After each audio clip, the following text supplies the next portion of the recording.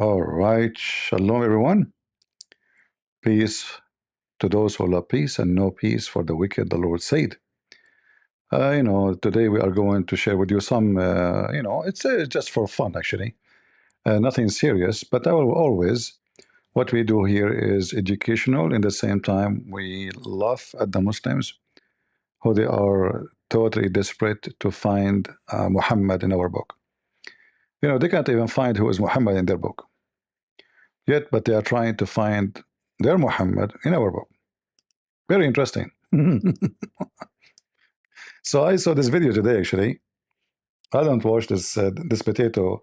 This guy, he came to me once and he ran away. You remember I told him, let us review your video and let us see a debate about it. He said, no, no, I want to talk only about the Father. Only about the Father. He was terrified to talk about his so-called prophet. So here, this video here in front of us, I will show it to you on the screen.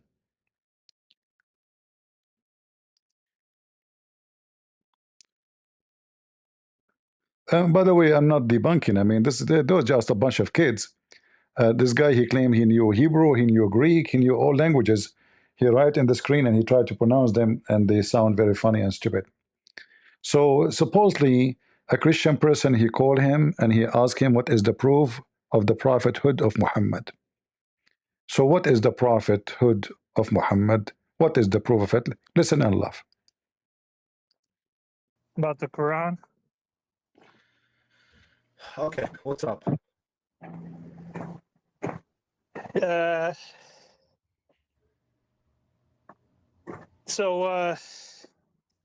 Why do you say the Quran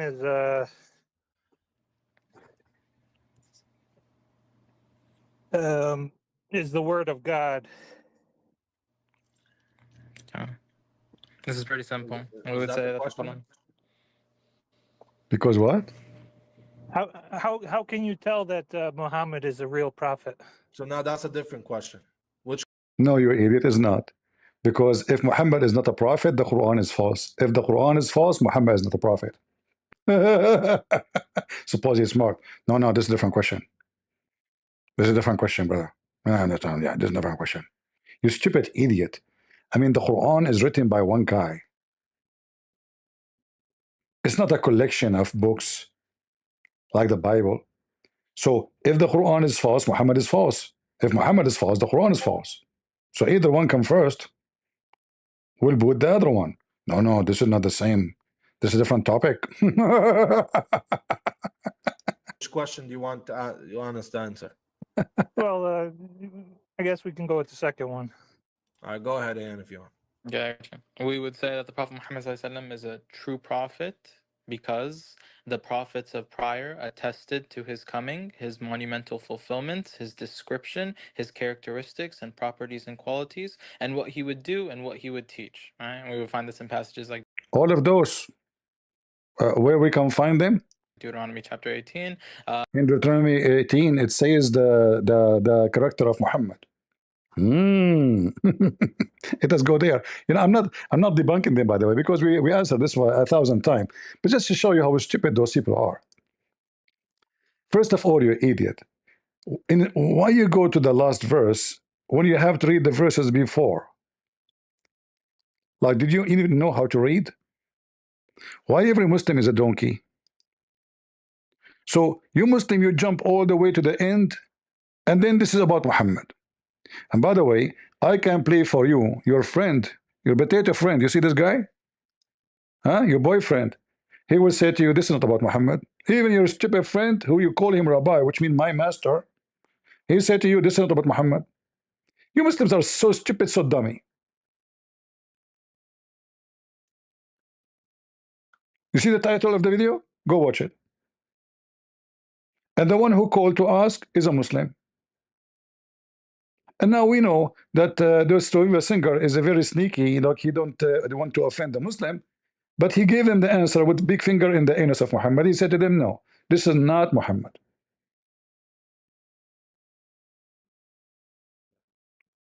So which one you want?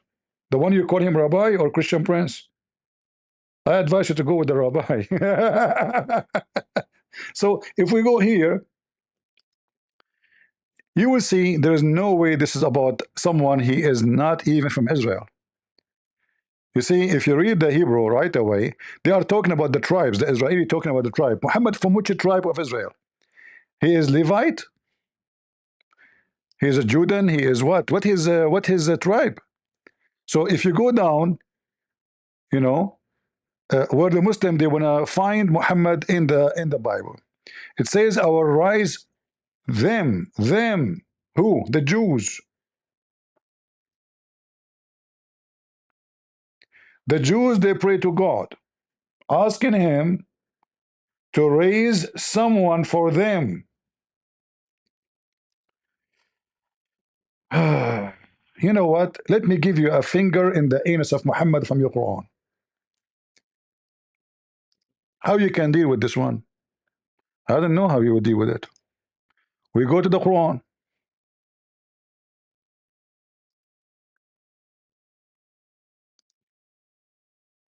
This is your book.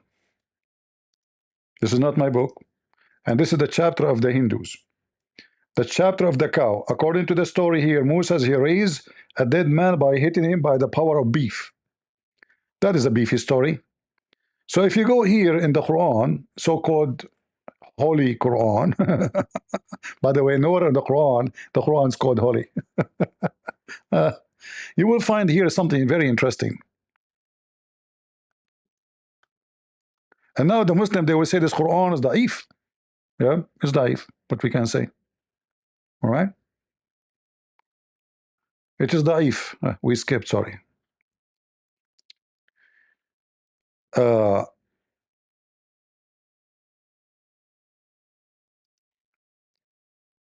In chapter 2, verse number 247, the Jews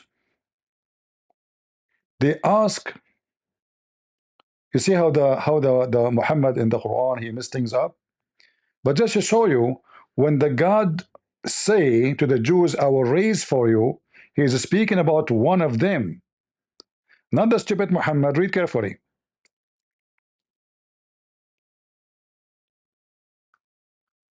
You can read, by the way, from the verses before. All right. Didn't you see? Have you not seen the children of Israel asking Moses? I don't know this translation of who, full of brackets. Irari Khan, a bunch of them. Because the Quran is so stupid, it's not unclear. They have to add a bracket so you understand. So they told him, we want somebody after Moses. We want someone, the people of Israel, they are praying to Allah. Well, you know, the Jews don't believe in Allah, but we will go with the Quran. Asking Moses, asking Allah to provide them prophet after them. For who? For the Jews. It's in front of you, you donkey.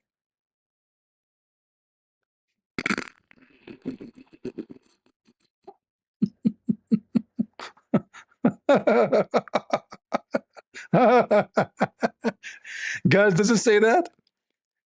Does it say that the Jews they ask Allah to provide them a prophet after Moses? And this prophet is going to be their king too? Does it say that, or am I making things up? Do you hear me, people?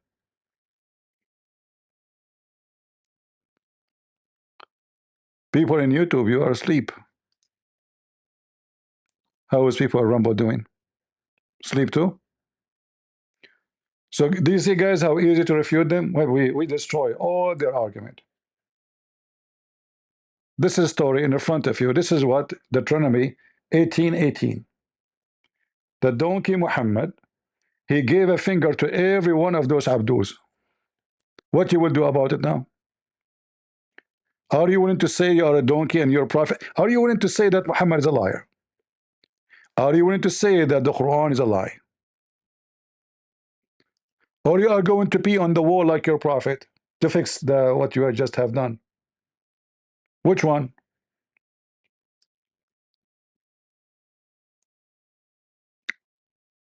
It's in front of you. So this is about asking. Moses was like in the end of his time, according to the Quran here. Moses obviously is gone. They want somebody after Moses. So the Jews are praying to the God of Moses, asking, send us someone. He will be our king, our ruler, and he will be our guide.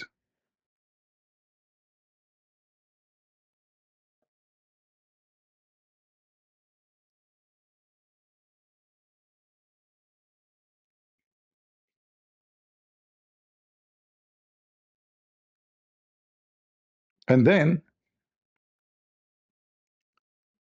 this person, he will be sent to the Jews, and he will be right, supposedly, according to the Quran, not me, according to the Quran, will be right after Moses.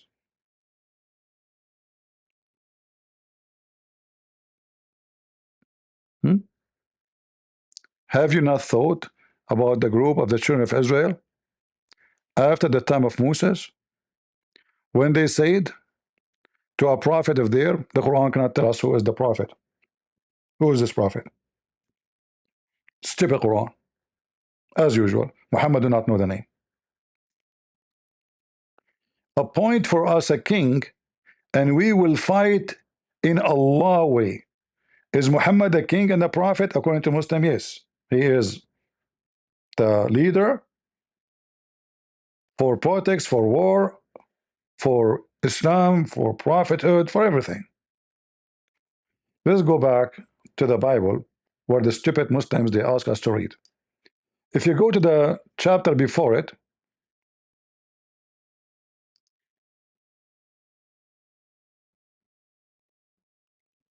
just one chapter before it, what you will find?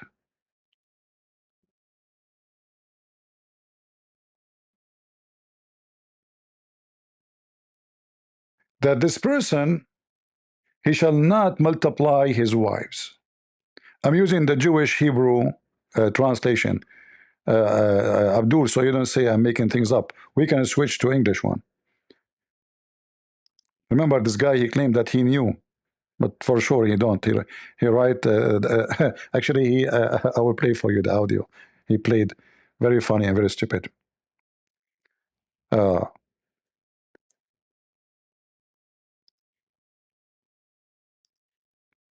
So God command that whoever this person is, he shall not multiply his horses. He shall not multiply, which means he would not seek wealth. Muhammad, he take the fifth of the booty, the best of the booty. He make it a must. And not only that, this person, and this is very clear, he shall not multiply his wives.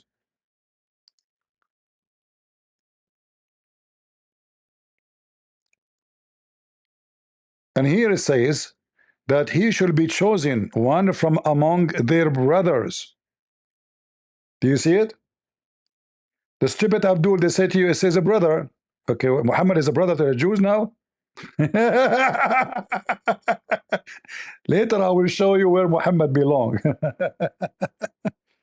Shall thou set a king over thee? So he is one of them. So when the word brothers is used here, speaking to the Jews themselves, not their cousin, not their uncles, not their neighbors. And look, and mayst not set a stranger over thee. No foreigner. No foreigner. It's forbidden for the Jews to have a foreigner over them. Totally forbidden. And don't tell me now you don't believe in this book no more. I mean, a second ago you accept Deuteronomy. You don't like this translation, we can change it for you. Maybe this translation is not sweet in your heart. Which one you want? And now he will say to us, we have many versions. Yeah, we have Yusuf Ali and Hilali Khan. Which one you want? Huh? Maybe this one?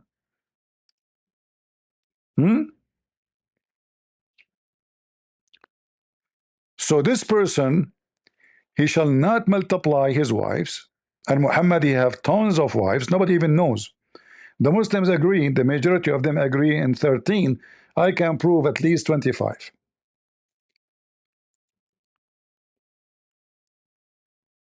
And he will not seek any gain. Muhammad, he took the fifth of the booty and the best of the booty. And he made it that in the Quran clear, the fifth of the booty. And if you do that, he is not a good person. If you do that, if you multiply his wives, and if you seek greed and money as Muhammad, that will turn his heart away, which means he will not be decent. Nor shall he greatly multiply silver and gold for himself. Again, we can show you tons of stories. Actually, in the wedding anniversary of Aisha to Muhammad, it reported how much gold she received.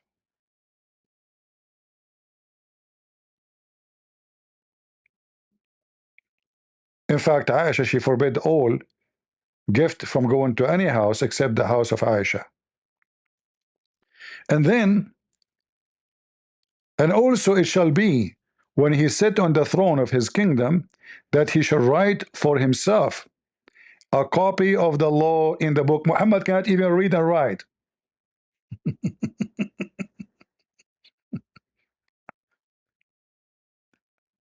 And that from who? From the before the priest. You Muslim have a priest? From which priest? The Levites.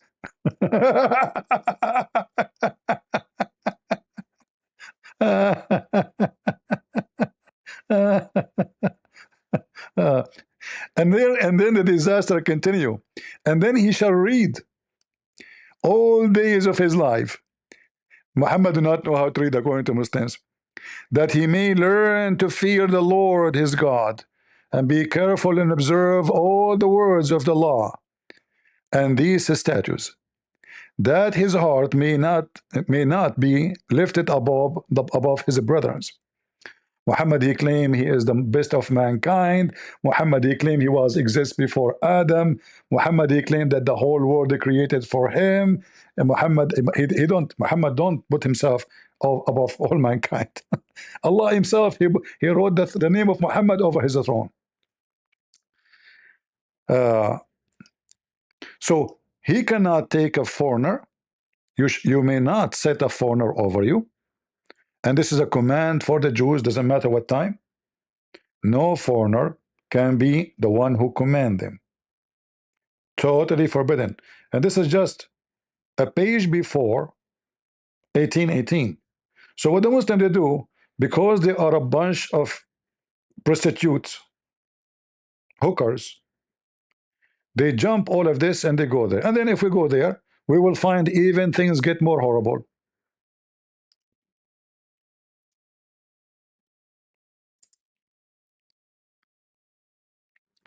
They will not read the whole chapter. They will go only to the verse which they like it, you know. Okay, let us see. So they say 1818. Okay, only 1818 about Muhammad.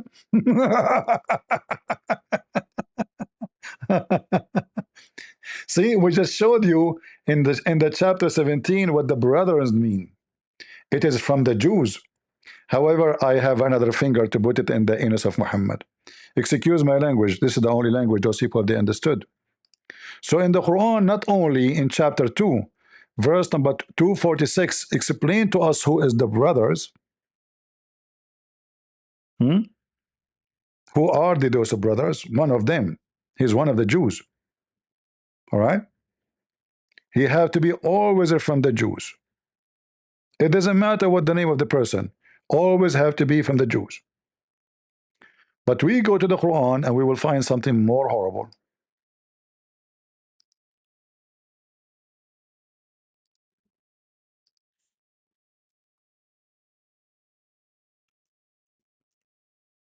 And by the way, this is the Da'if Quran.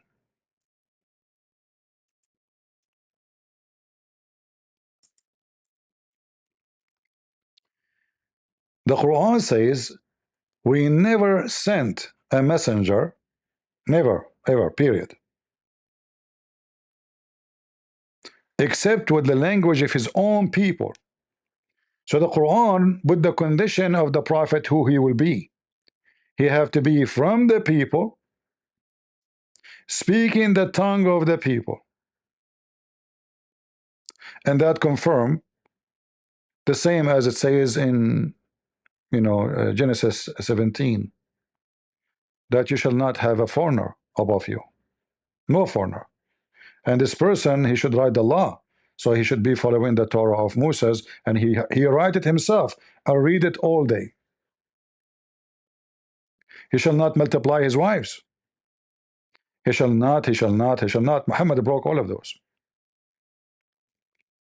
But here we see that the one who Allah will send to any nation, he have to be from the nation, and he speak the language of the nation, which destroy all the idea of Islam that Muhammad is a messenger for all mankind. Because in order for this verse to be true, Muhammad have to be messenger only for the Arab. He can't be a messenger for Indonesian, Malaysian, Indian, even people in Iraq, because at that time the people in Iraq, they are not Arab. There's no Arab there. Or even Syria, or even Jordan.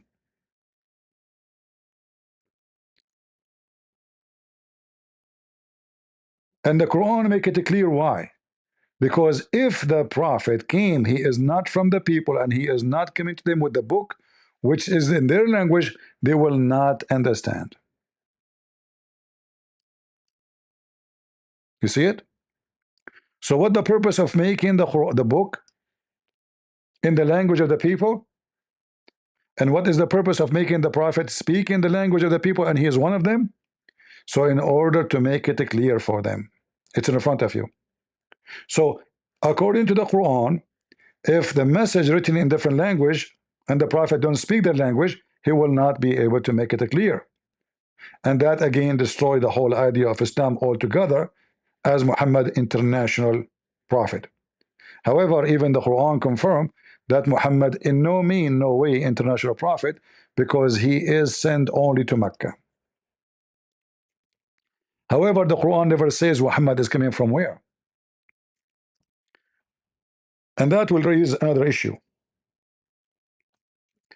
If you go and check the whole Quran, you will not find one place where it says who is this guy, his name is Muhammad. Nowhere. It says Muhammad. Who's Muhammad? Nobody knows. Nobody knows. Nowhere in the Quran it says who is Muhammad. And the Muslim, this is how stupid they are, they say to you that the Quran is a book of God. Is the Quran alone is enough to be the book of God? The book of God should be alone enough for those who follow. How I know who is Muhammad?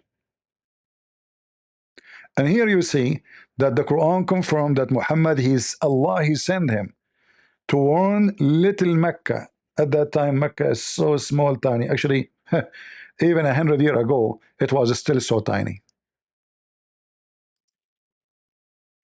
Until the oil.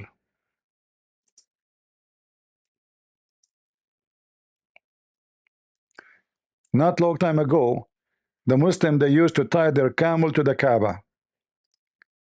Less than 100 years ago.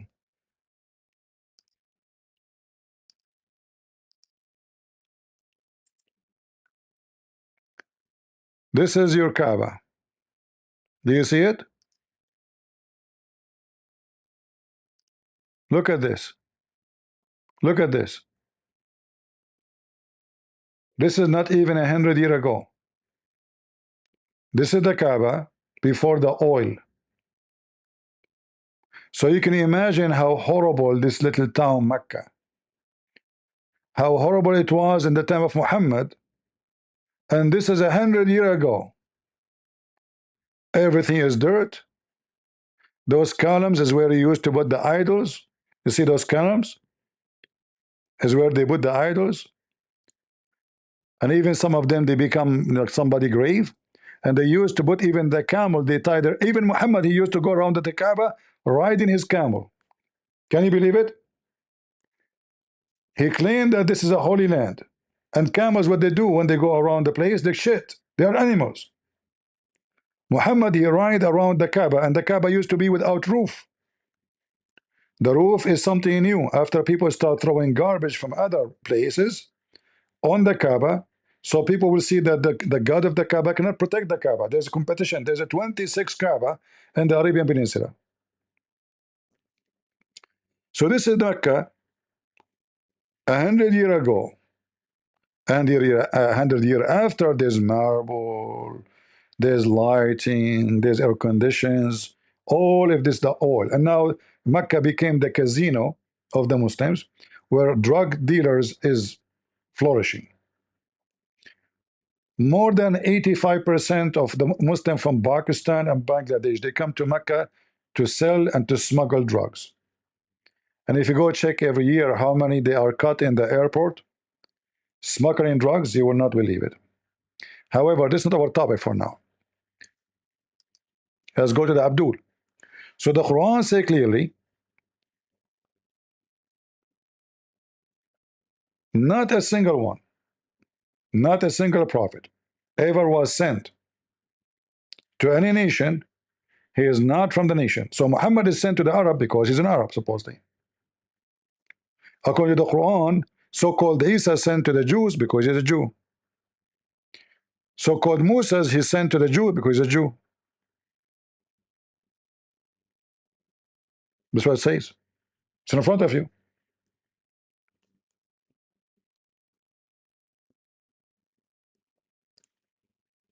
And now if you want to speak about the honor of Muhammad, what if I tell you what the Arabs said about Muhammad in his time?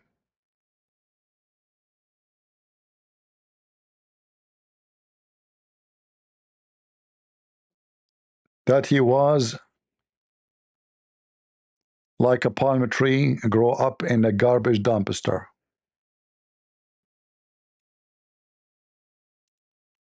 Am I right? Like, am I lying? Muslims, am I lying?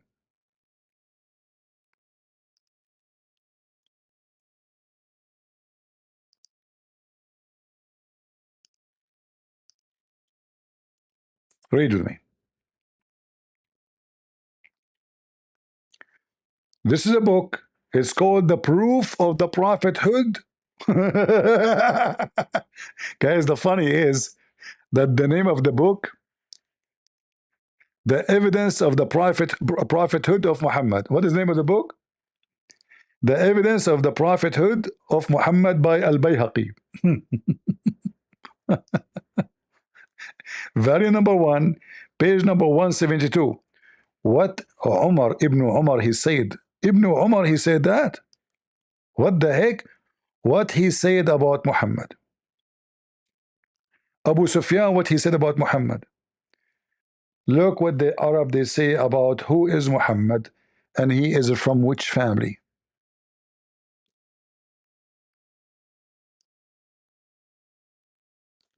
Abu Sufyan, who Muhammad later paid him money to convert to Islam. And that is another issue against the Bible teaching. He cannot buy the heart of people by money to believe in God. This is fake. This is false. So Abu Sufyan, he said Muhammad is he's making a mockery. Don't think he's making like a good statement. Abu Sufyan, he said the example of Muhammad among Bani Hashim, support this is his family, is like of a vessel in the midst of a stench. Translation is not really too much good. So Abu Sufyan is making mockery, saying that Muhammad does not belong there. It cannot be their son. He is totally different from his family. He mean the opposite. He mean he is like a piece of shit between fruits. But he switched it. He said Muhammad is like a flower between a piece of shit. How he can be their son?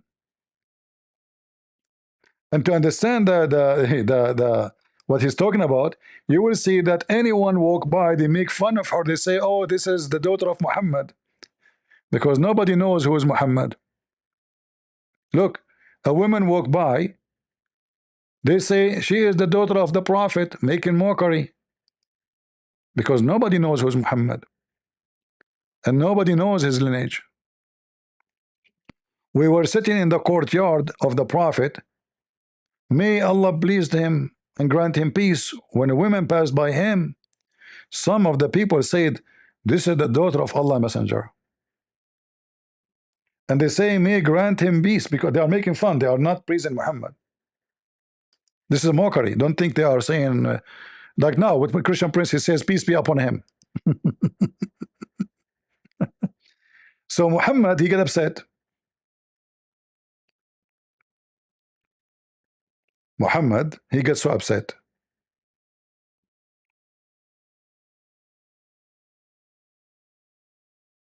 If you don't believe me, here we go.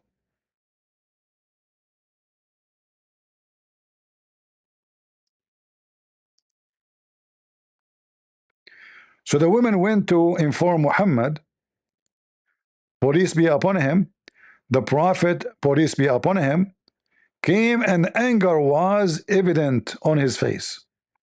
So now you see that the whole story, they are making mockery of Muhammad, that nobody know he is the son of who.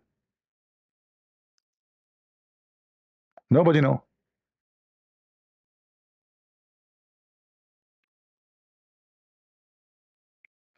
And then Muhammad, he continued making his poo-poo. He claimed this is the lineage of Muhammad according to Muhammad. Allah, he elected from all his creation the children of Adam. I mean, can you believe his stupidity? All his creation, like who? Cats and dogs. And from the children of Adam, he chose the Arab. What? Where in the Quran it says the Arab are chosen?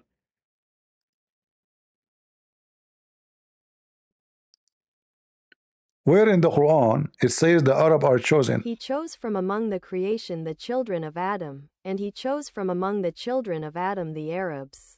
Let us get Muhammad busted. According to the Quran, the chosen people are the Jews.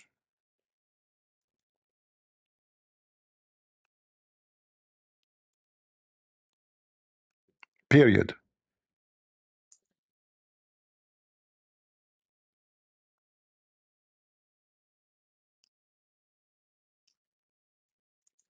You know what period mean?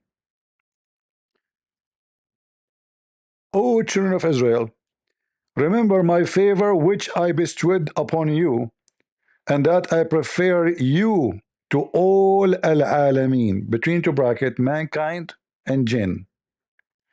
Is the Arab are the preferred one?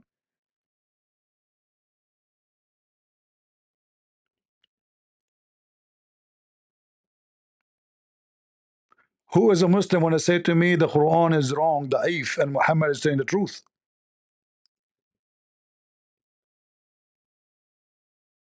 Any Muhammadan? Is this Quran da'if?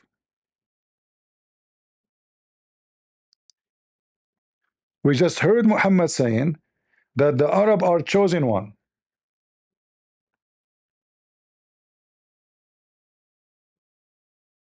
A Muslim might say, yeah, well, the Israeli are chosen, but the Arab are chosen too. Read it. It says from all mankind and even genie. Do you see it? If there's any Muslim still have a doubt? Are we done? No. No. By the way, in different place, Muhammad, he claimed in the hadith that he can do intercede for the Muslims. But the Quran says in the day of judgment, there is no intercession. The Quran is full of contradiction, as you see. But anyway, it is not our topic for now. We have tons of verses confirming that the children of Israel are the chosen one, and the Arab are not where the prophethood will come from. You see what the chosen mean?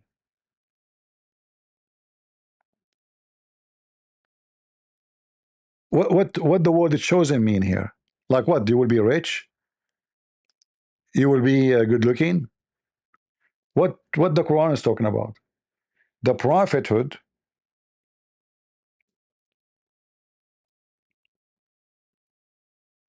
for them. This was being chosen. The priest, not from the Arab. So which one the Muslim they have to take?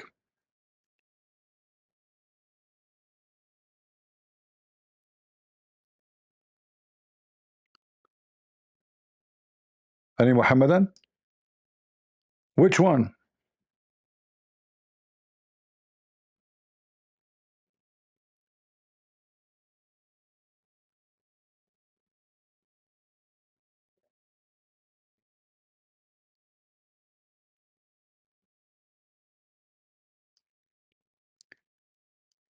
If we go and check more, we can find even more evidence.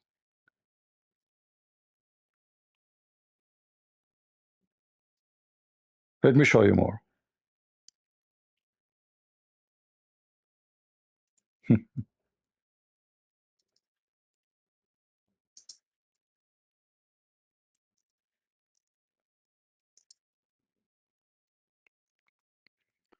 The bankrupt Abdul. By the way, we did not talk about your prophet being false prophet yet. Because you remember the whole idea that he is a prophet, right? The same chapter 18:18 it says that he, and the verse after it, it is a prophet he have to prophesy, and the prophecy they have to come to be true. Right? Yeah.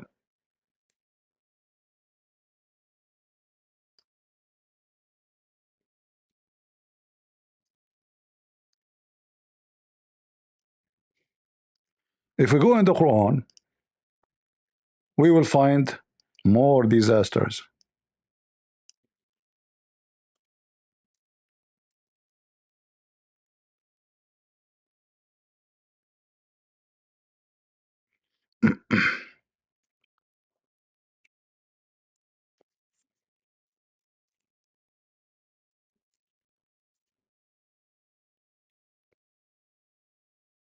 Do we have any Muslim? All the verses in front of us is full of contradiction. And one of the most funny ones, that Allah he favored the Jews, but the Jews they killed the prophets.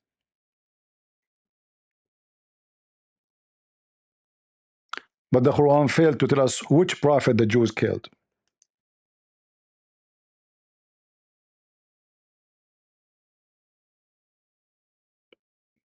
Not a single one.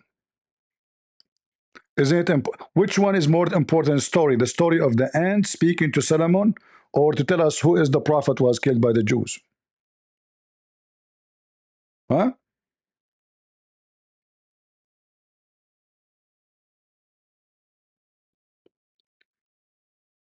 Most of the verses is just speaking about the Jews killing the prophet, killing the prophet, killing the prophet.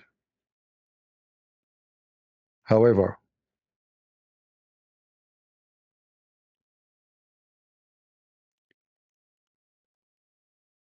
in the Quran, Muhammad, you remember when we say that the Quran confirmed the Bible, you remember?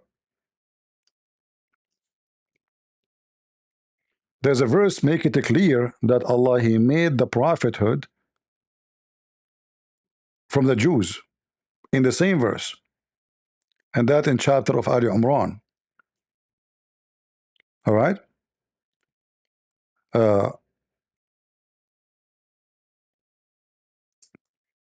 If you remember, we showed you how the Muslims give false translation when we read this verse. معكم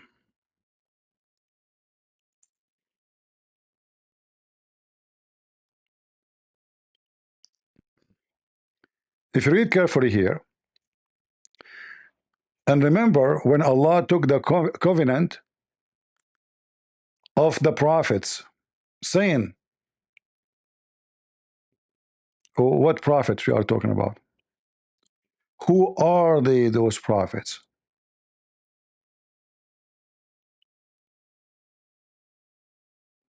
The Jews.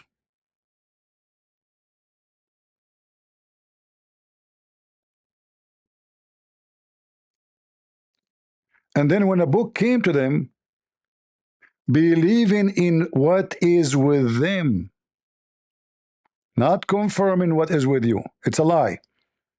Nowhere the word confirming is there. In Arabic it says musaddiq. Musaddiq means believing, not confirming.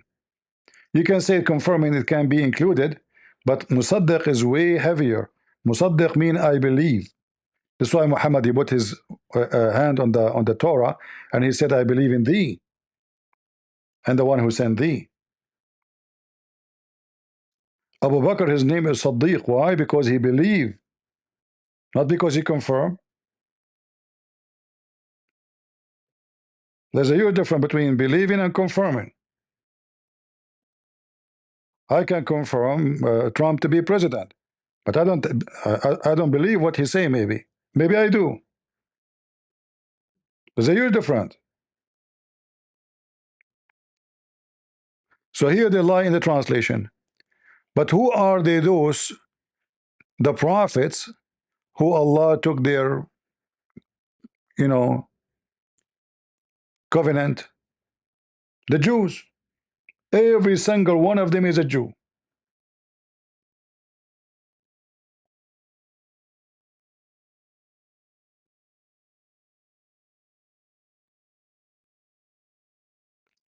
What else?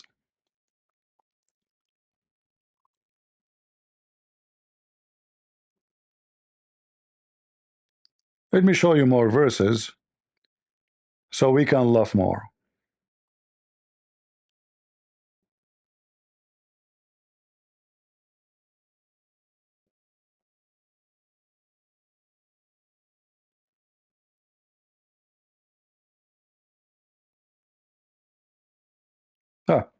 Let's go to this verse.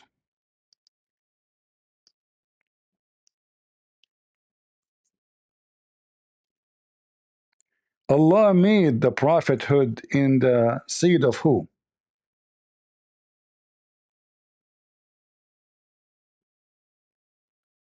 Which seed?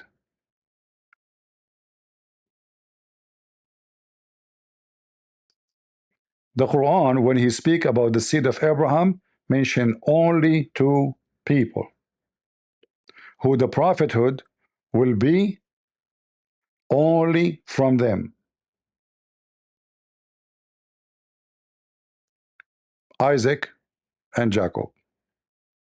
And all of those mistakes, by the way, I mean mistakes in the Quran, because the stupid Muhammad, he want to insert himself to be a prophet, but yet he just confirmed that the Bible is in the truth and Muhammad is a fraud. So the prophethood is coming from the children of Abraham, and is specifically from Isaac and Jacob. So from the seed of those will be more prophet. Ishmael is mentioned in the Quran, but nowhere in the Quran says from the children of Ishmael will be anybody. And not to forget to mention that Ishmael is not the father of Muhammad.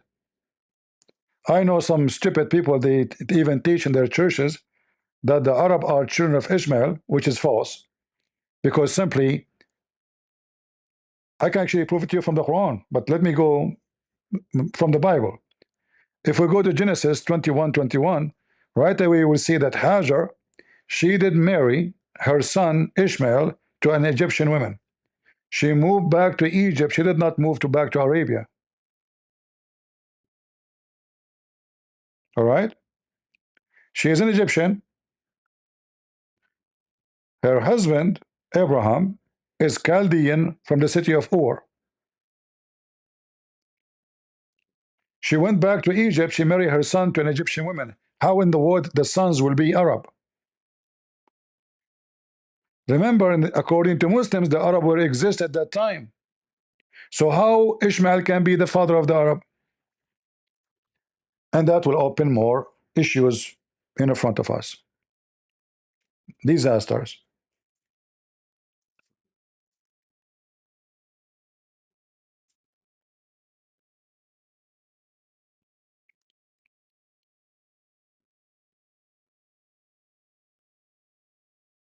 If we continue reading in the Quran, we will find other verses making things more horrible to the stupid Muhammad and the claim of Muhammad to be a prophet. But I have a very easy answer. I want Christian to remember it before I forget. What is the father of Abraham according to the Quran? How Muhammad is sent by Allah, but he don't remember the name of the father of Abraham?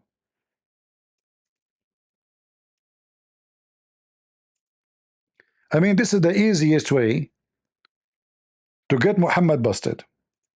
Let us say you are a person who knows nothing about, well, stupid.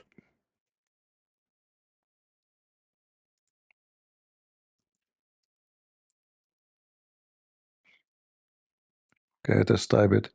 This search engine is very horrible. So according to the Quran,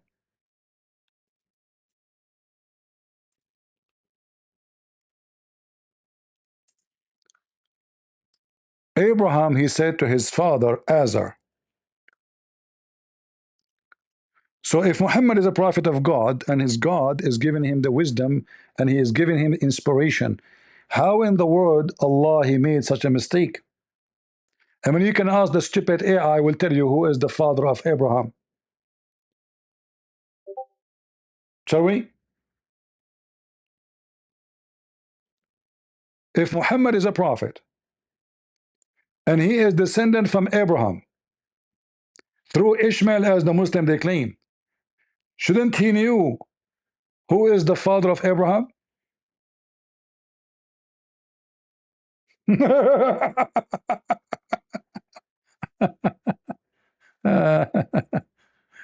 Okay.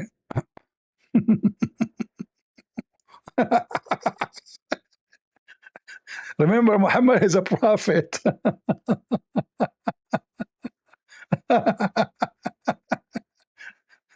I want you to remember this one. This is very easy. You do not need to be a scholar, knowledgeable, you know. If a Muslim, he come to you with this, he said, okay, what is the, as long you believe that this is a prophecy about Muhammad. This is what they say, right? They say that, Deuteronomy 18:18 is about Muhammad. Okay, wonderful. Okay. So, according to this book you are quoting to me from, what is the name of the father of Abraham? If you tell me that his father is Azhar,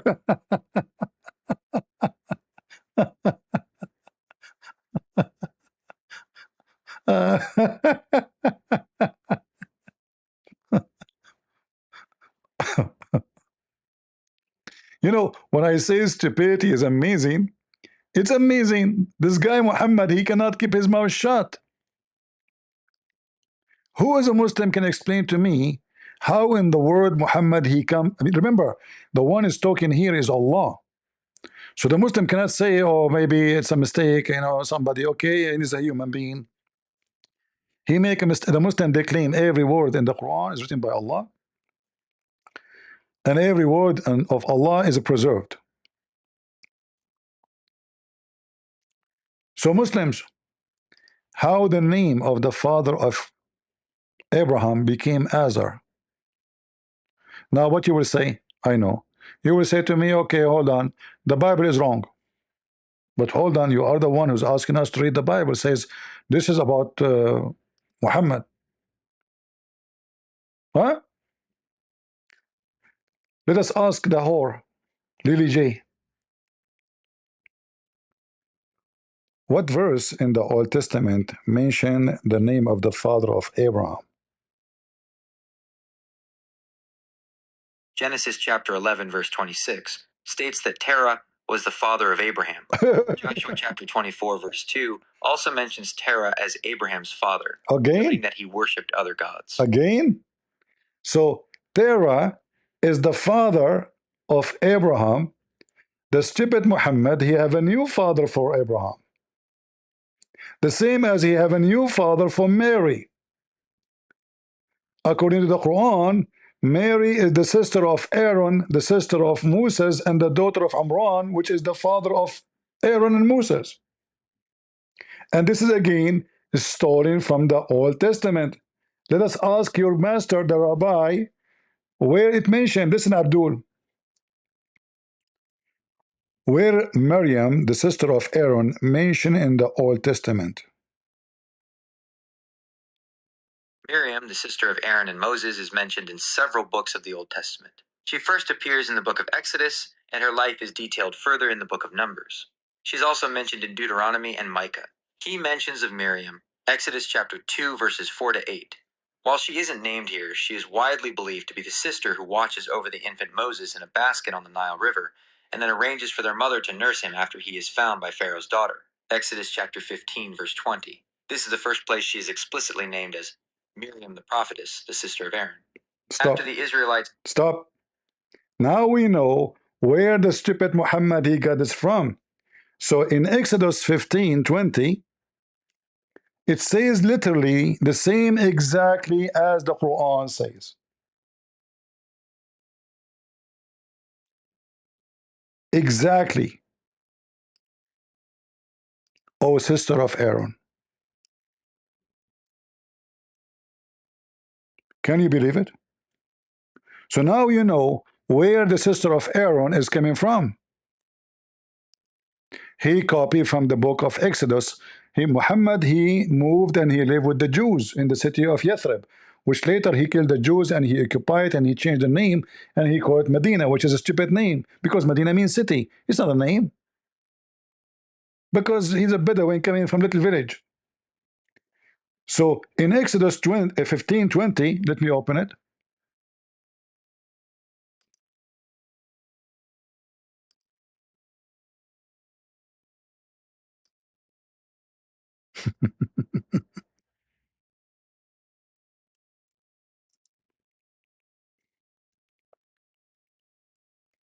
I'm typing in Arabic.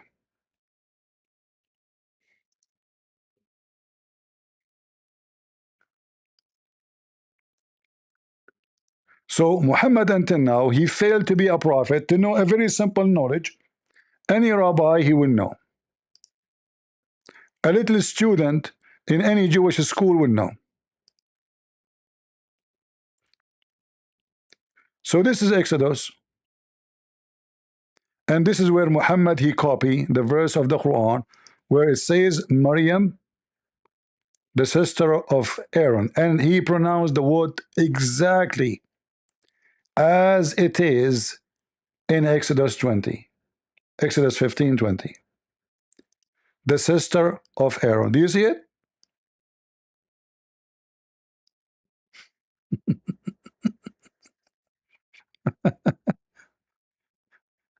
Shall I play for you some of the videos of this guy?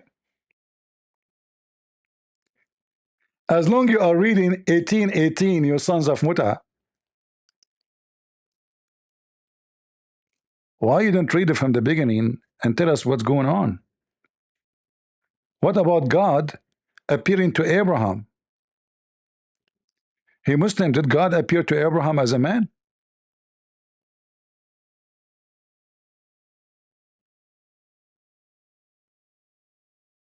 Huh?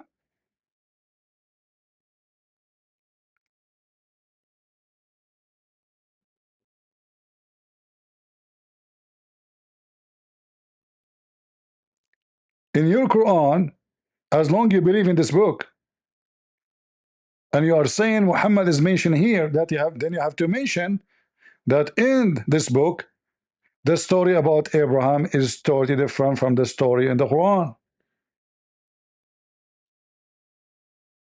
The Lord appeared to Abraham, not just spoke to Abraham.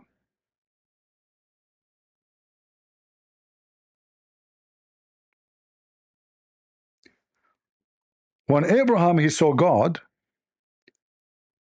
he fell in his face, and God talked to him, saying, and you can read the rest. And here you will see something very important. No Muslim can tell us why the name, or, you know, in the old Quran, by the way, some places the word it was saying, like you see Abraham, some places says Ibrahim. So even Muhammad could not quote the name correctly.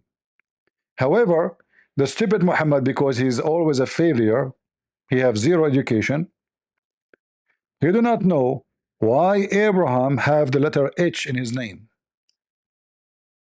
His name is Abraham, not Abraham. Same for Sarah, the wife of Abraham. Both God, he gave them the letter H in their name. Why? Because God is a spirit. And the God of Islam is not a spirit. And that again proved that the God of Muhammad have nothing to do with the God of Abraham.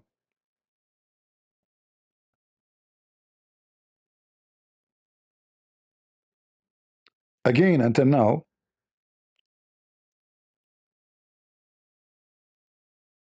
we did not go and examine the stupid Muhammad prophethood.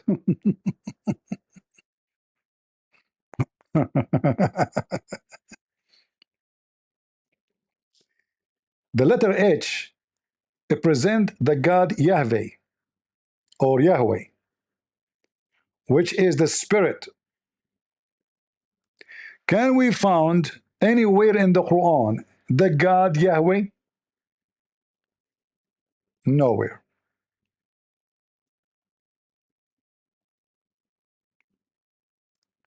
So the letter H, you know, it present literally the spirit of God,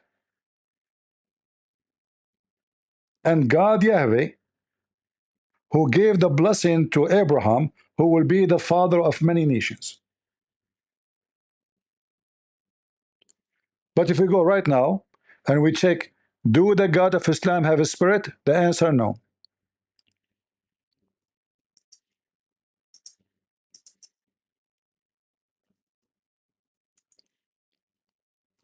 So if we look carefully, we will see the Muslims are trying to look for the paint to paint an old, you know, donkey, and they try to make him a horse. But the second you go in the inner, you will find that the story is different. This is a very well-known Islamic terrorist website. Obviously, this guy, he come to me. He is debating with a Christian and asking, does Allah have a spirit? The answer, no. Save the time from reading. Allah is not a spirit. The spirit or a soul is not one of the attributes of Allah. Rather, it is one of things that have been created by Allah. So you stupid Muslim sons of Muta, if your God Allah even cannot be a spirit, and the whole Torah speaking about God is a spirit, how in the world you claim Abraham, and you claim Moses, and you claim the Torah sent by Allah, and you claim what you claim? Do you see how stupid they are? The spirit or the soul is not one of the attributes of Allah. Period. Allah is not a spirit, and He has no spirit. Does the God of Abraham have a spirit? Absolutely.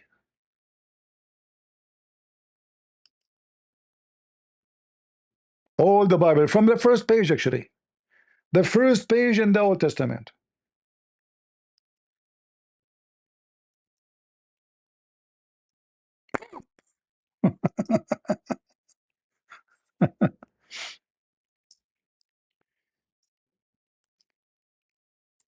Let us see.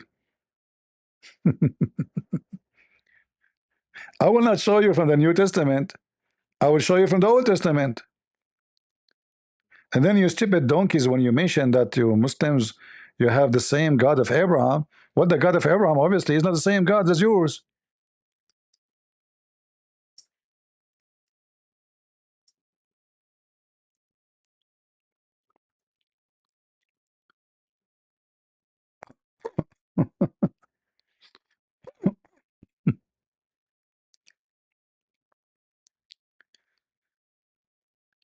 Uh,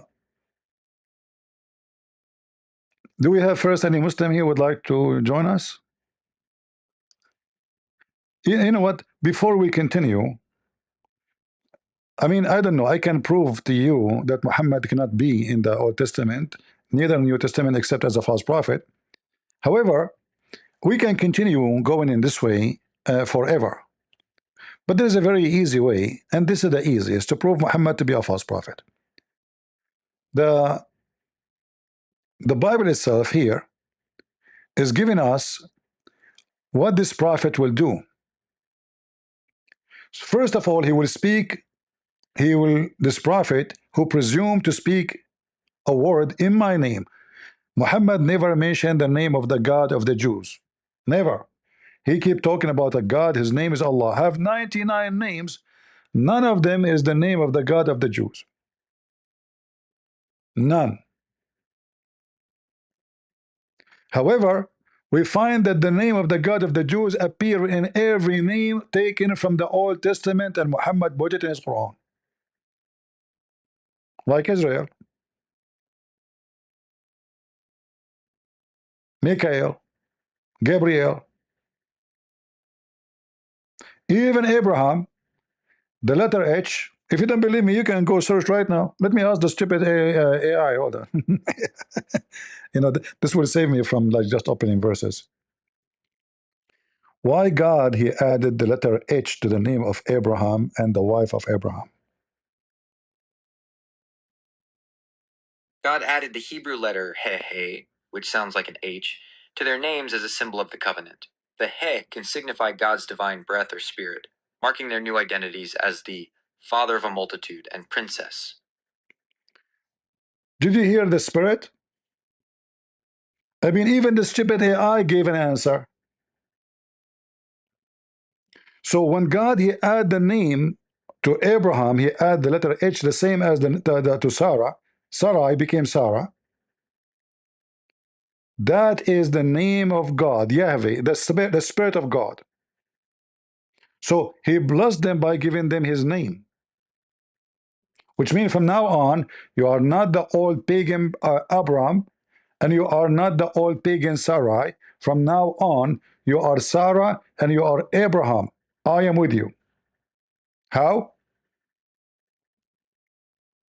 The Spirit of God. But we just showed you that the God of Islam is not a spirit. But read carefully here. So this prophet will not speak in other name of other God except my name. All right? And Muhammad never mentioned the name of the God of the Jews. And this God will put the word in his mouth. Muhammad never received any words to his mouth. According to Muslims, he received delivery from a pizza guy. His name is Jibreel. Am I lying? Did Allah put direct words in the mouth of Muhammad? No.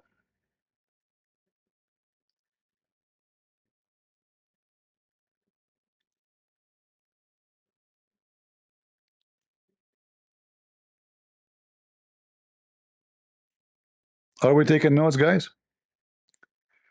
Did Allah put his words in the mouth of Muhammad directly? Or he sent him a guy, he squeezed him 3 times and no mayonnaise came out? So do you see, the verses themselves are a big failure for your prophet. Are we done? No.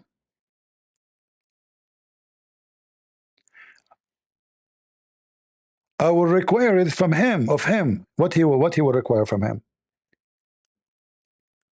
The words he will put in his mouth. But the prophet who presume to speak a word of in my name, which I have not commanded him to speak, or he speak in the name of other gods. This is Muhammad. Muhammad, he have both. He never mentioned the name of the God of the Jews, the God of Abraham. He mentioned Allah. And we cannot find Allah. You can ask this your friend or your boyfriend, Toiva Singer. Do you find Allah anywhere? You know, just look in the drawer. Not even in the book of the devil, the Talmud. That prophet shall die. Hold on. Who is going to punish this prophet? Either the people or God. But here it looked like it is God. Wait. And this is exactly what happened to Muhammad. If you remember the story,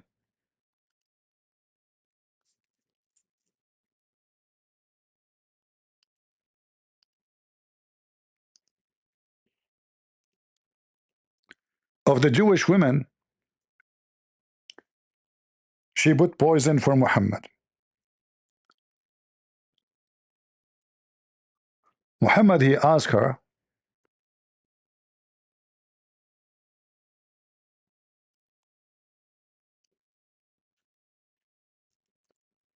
why you did this?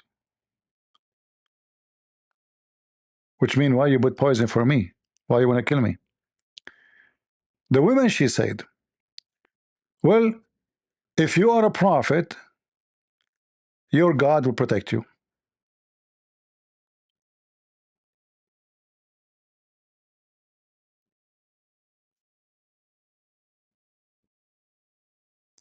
If you are not a prophet, you will die.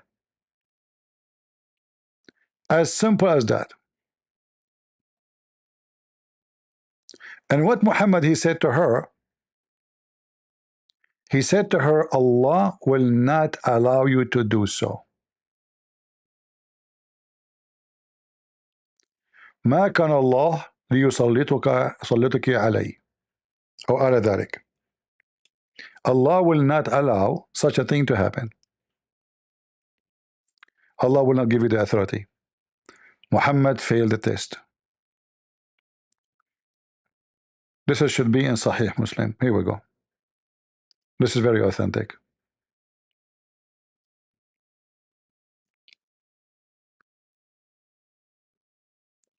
So the women, the Jewish women, she wanted to test Muhammad according to the Muslim stories.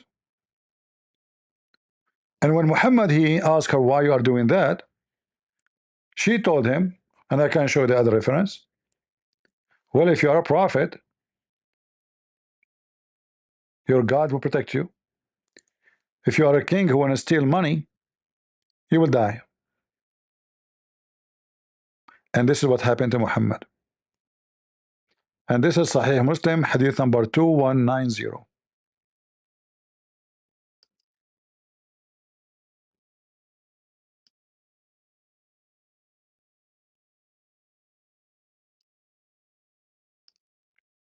Let me show you some reference.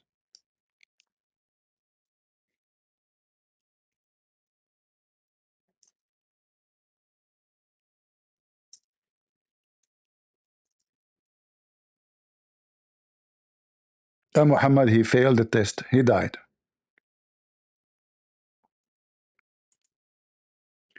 And I believe that God, he used that woman. God, he caused this man to die, as we see in Deuteronomy.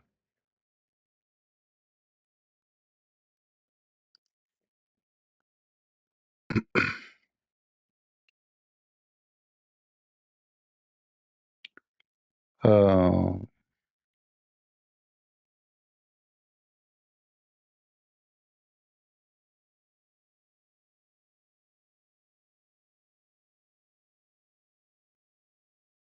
I'm looking for the hadith where the woman, she said to him, if you are just a king, you will die. If you are a prophet, God will protect you.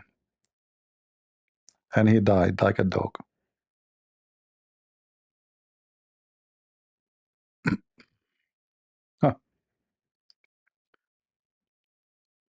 I found the hadith.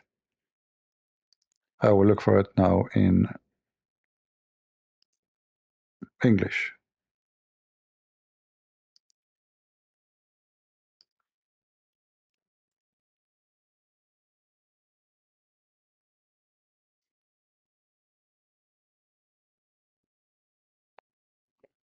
Where is the hadith? Huh.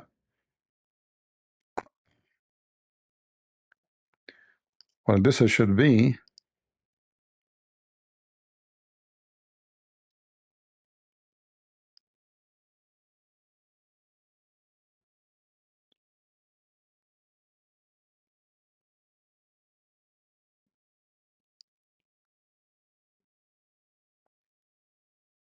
okay. Let me see if I can find it in English. Otherwise, I have to show it to you in Arabic.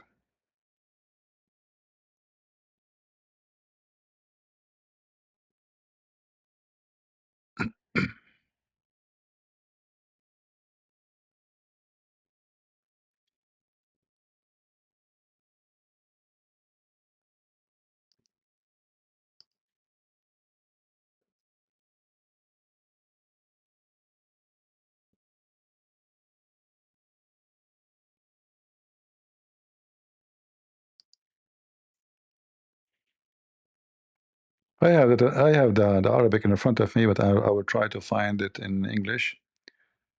If not, then because I remember we saw it before in English here. It should be here in this website.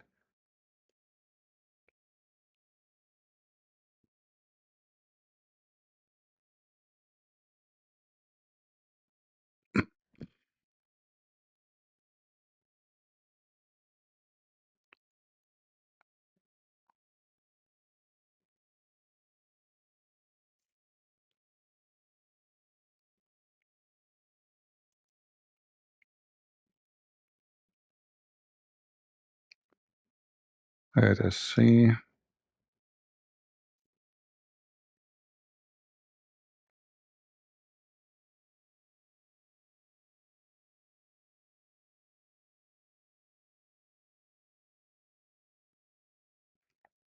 Let me try something else.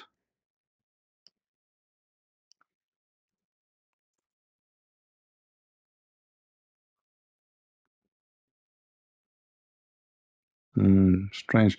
You know, sometime here this website you have. I don't remember the hadith as a number exactly, but anyway, we have a solution for this. No problem.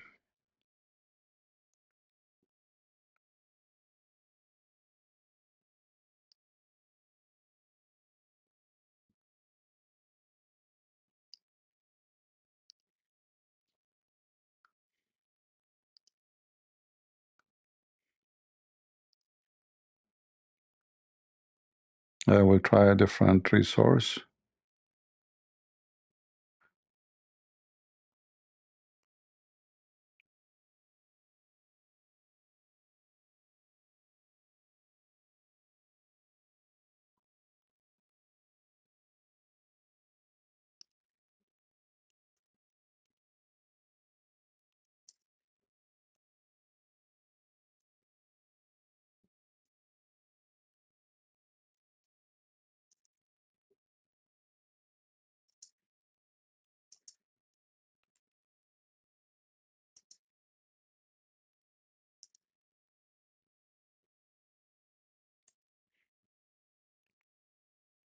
All right.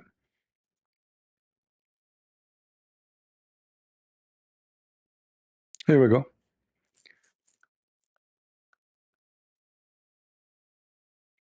I will try this version here. Maybe we can find this one. I hate to mention something without showing reference, but I prefer to show it in English. Huh? See, this is why I cannot find it actually. It's here. Actually, here we go. Here we go. Huh? Now it start appearing for us. All right, let's see this one here. And this is Sahih. So she said to him, he asked her, why you have done this? What is your motive? Read carefully. She said, If you were a prophet, it would not harm you. But if you were a king, I should rid the people of you. Do you see it? And Muhammad, he said to her, Allah will not allow you to do that.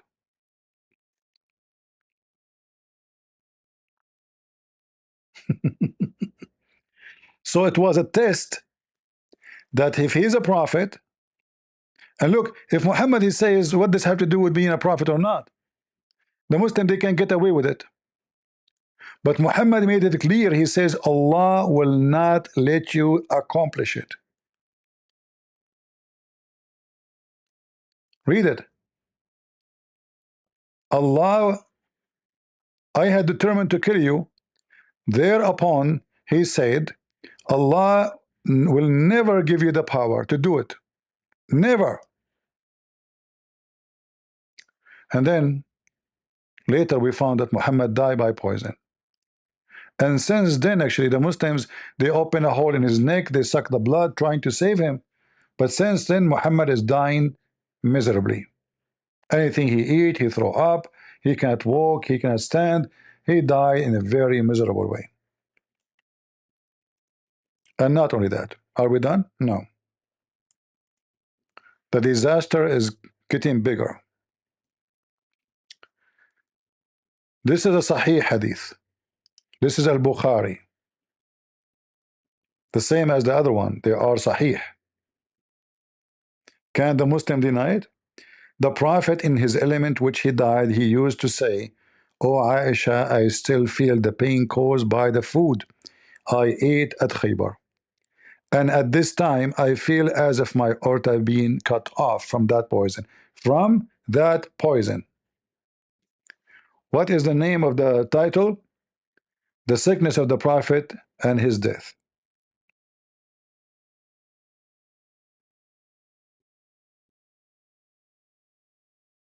Do you see it? So Muhammad, he failed even to prove himself. And not only that, we are not done. If you go in the Quran, you will find that the Quran saying, if Muhammad fabricated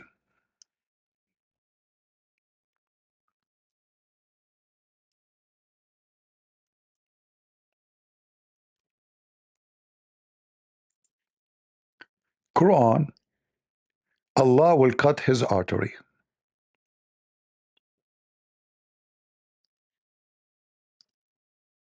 Do you see it?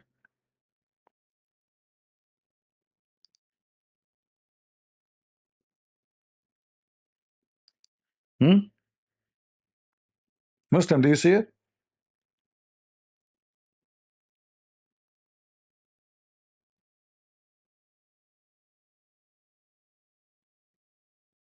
Muhammad failed even in his book. His book is against him.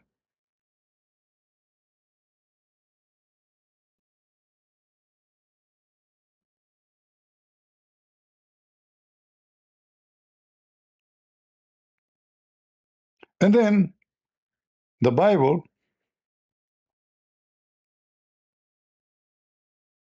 give us more proofs. Remember, it says if this guy, he gave false prophecies and the prophecy did not come true, he is false. We mentioned already for you that Muhammad do not know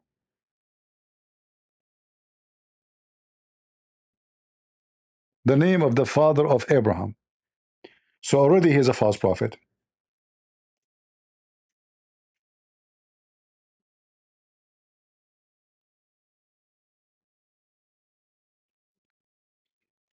But we have tons of verses in the Quran prove to us that Muhammad is a false prophet. You know, the Muslim, they will say to you, Muhammad, he predict that the Muslim, they will occupy the city of Constantinople. False. Muhammad, he told the Muslims in the front of him, you will conquer it, and they failed. He took the army, he told them attack the Roman, get the blonde girls. He went all the way to Tabuk and they came back. Big fat lie. He could not do it. In fact, Muhammad, he never considered that Turkish will be Muslims ever. The Turkish,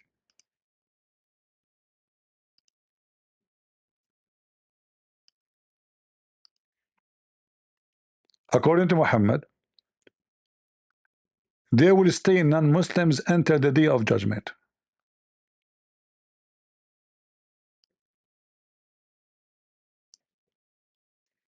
Let us show you.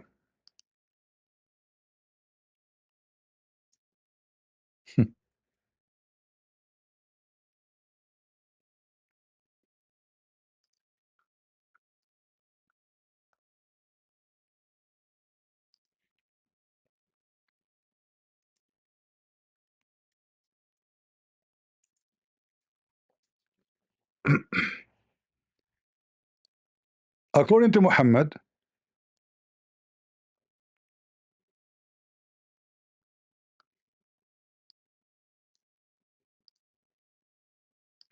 that the Muslim, they will fight the Turkish in the day of judgment, and the Turkish are Gog and Magog. They are tribe of Gog and Magog.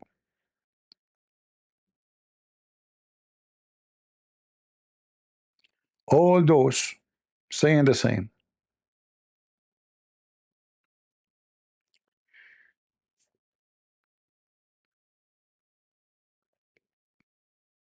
The Turkish, etc. So Muhammad make it clear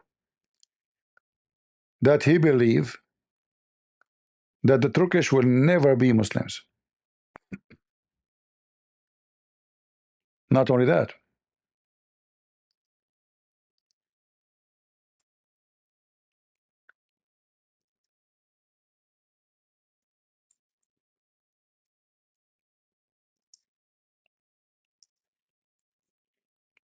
because the Muslim, they will try to say, okay, well, he said don't fight them, doesn't mean he is saying they won't be Muslims. No, we will show you.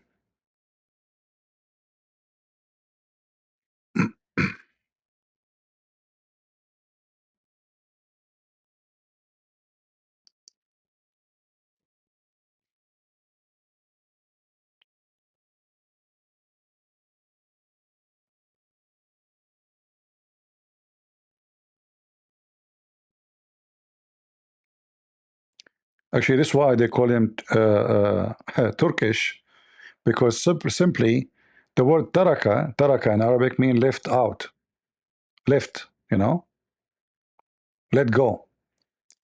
So the Gog and Magog, they are behind the dam,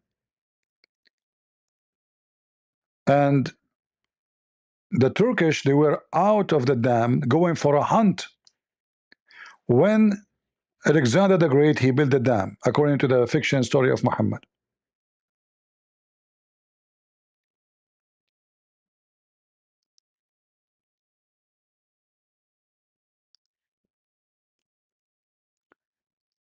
This is Ibn Kathir.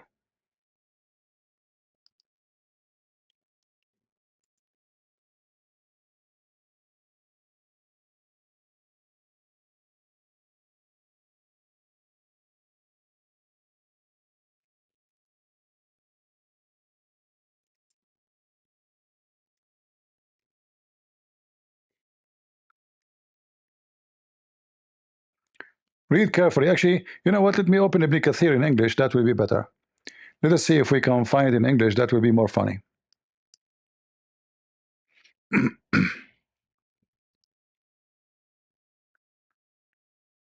All right.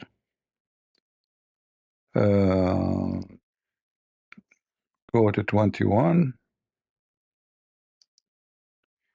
And then here we go to 95.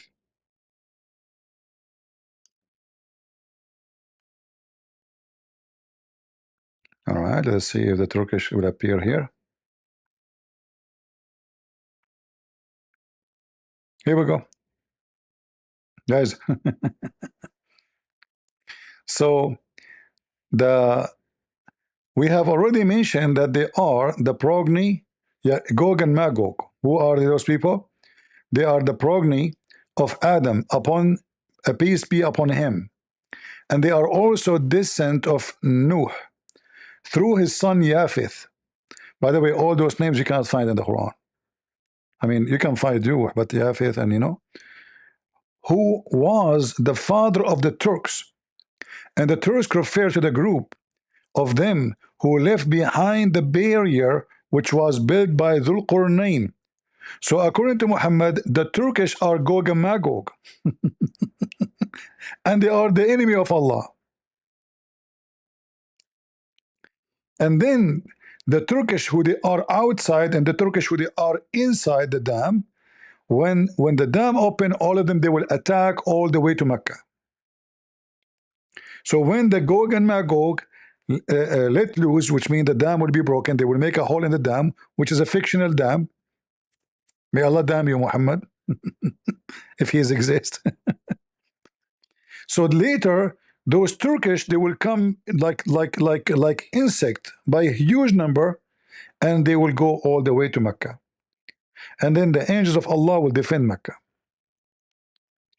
The angels will carry them and will throw them from the sky. Boom. True story. All right.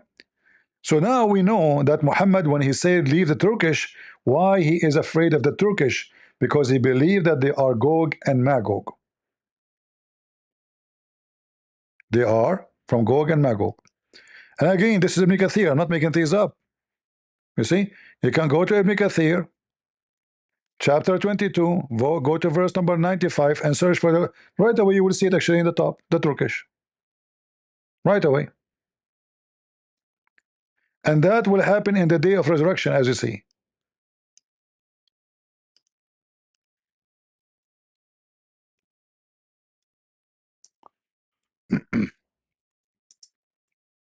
Again, Muhammad is a false prophet because there is no.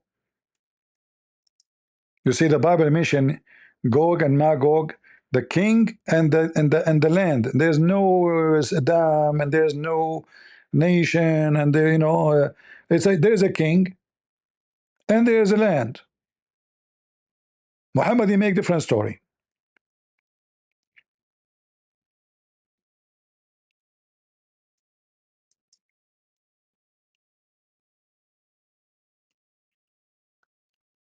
All right. And Muhammad even make it more clear.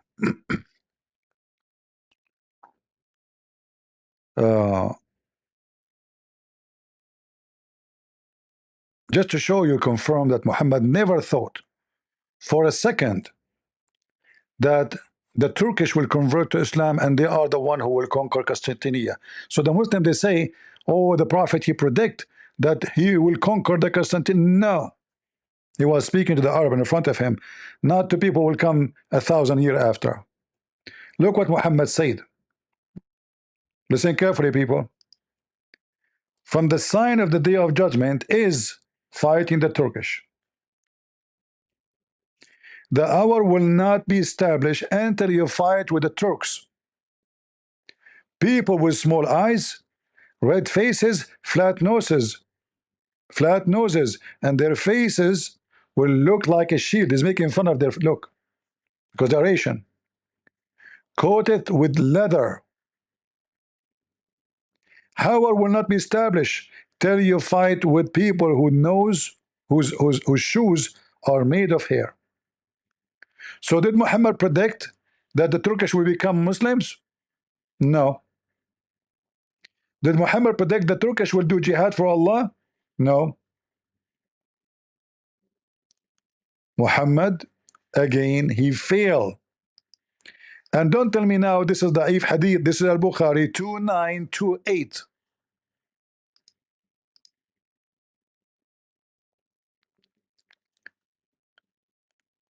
See, guys, how easy to prove them false? So did Muhammad predict to conquer the Constantinople? No.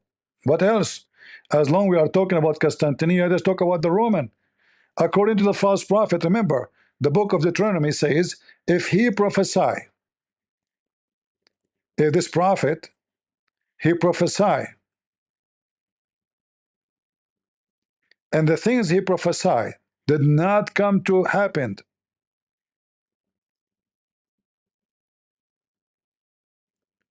he's a false prophet.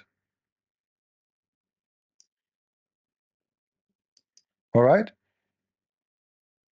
when a prophet speak in the name of the Lord, if things does not happen or come to pass, that is the thing which the Lord has not spoken. This man is a false prophet. Don't be afraid of him. And in fact, he will die. He will be killed. Let me show you what he said about the Roman. By the way, we did not go to the Quran yet.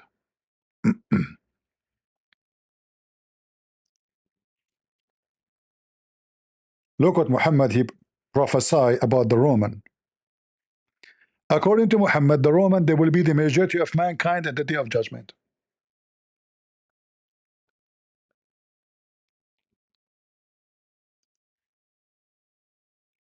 And as you see, this is very authentic.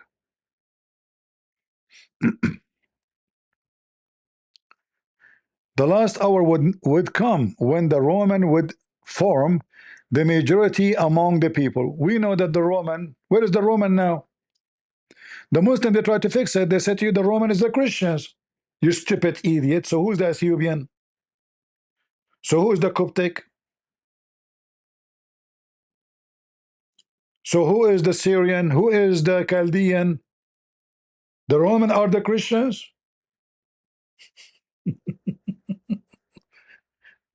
So Muhammad he claimed that the Roman, they will become the majority of mankind. What this guy is talking about? Is that a true prophecy? Where we can find the Roman? Where like Muslims, where is the Roman? Is that Italy?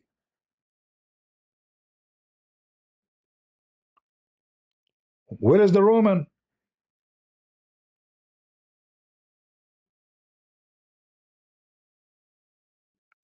False prophecy. Now the Muslim, they might say to you, all those da'if are fabricated, but no, this is Sahih. As you see, even the book name is Sahih Muslim, but forget about it. Let's go to the stupid Quran. The father of Abraham is Azhar, and Muhammad he make bigger poo-poo.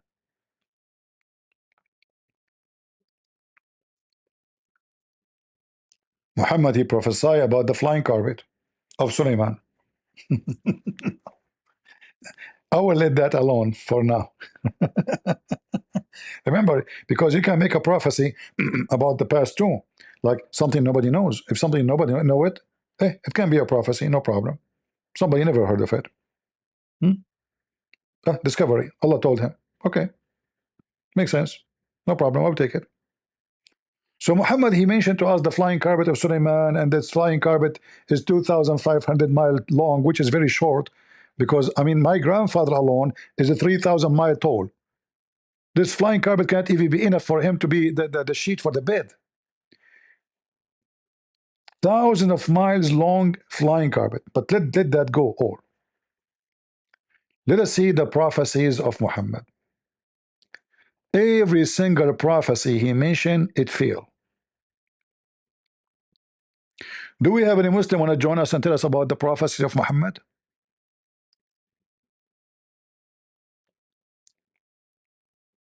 Okay, hold on. We mentioned Gog and Magog. Hold on. As long as you mention Gog and Magog, I'm not going to discuss that Muhammad he found where the sun set, and he found it sitting in the murky water, but boiling. And the Muslim, they try to fix it. They say, oh, it's appeared to Zulqarnain, when the verse is so clear. Look, Muslims, you mentioned that Muhammad mentioned in Deuteronomy 18. Here we go. This is the cave 18. So we are going to take Muhammad from Deuteronomy 18, and we will throw him in the cave story. The story of the cave about the 7 sleepers. Hold on. Before we go to the sunset.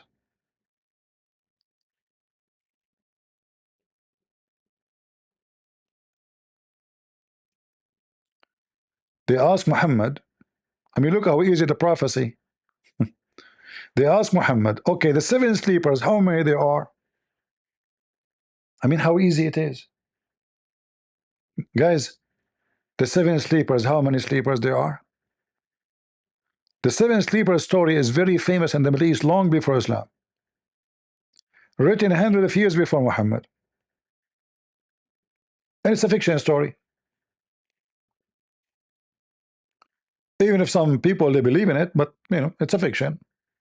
Written by a Christian from Syria to give the Christians like an example about how things can change. You have to be patient. They will discriminate you, they will kill you. But look at the question. They say to him, Prophet of Allah, how many are they? The 7 sleepers. He said, because he did not know, he's afraid to tell. So he said, some they say they are 3 and their dog is number 4. First of all, in Arabic you don't say and their dog number 4, you eat it. You say 3 and a dog. How the dog will be number 4? Even in English is wrong. You can't count number 4 unless he is from the same kind. So you should say 3 men and 1 dog. 3 men and 2 dogs. But not 3 men and that number 4 is a dog. Is the dog? You can say and the number 4 you can say he is the captain. He's the priest. You know what I mean? He have to be from the same kind, but maybe somebody is a special between them. But we continue. Some they say they are 5 and their dog is number 6. Okay. Guess in the unseen. You stupid, they are asking you. What do you mean guess in the unseen? This is a story from the past, supposedly. You tell us. Yet others, brother, they say they were 7. Okay. And their dog is number 8, brother. Okay. And now Allah told Muhammad to give the answer. Okay, Muhammad, tell them only my Lord know their number.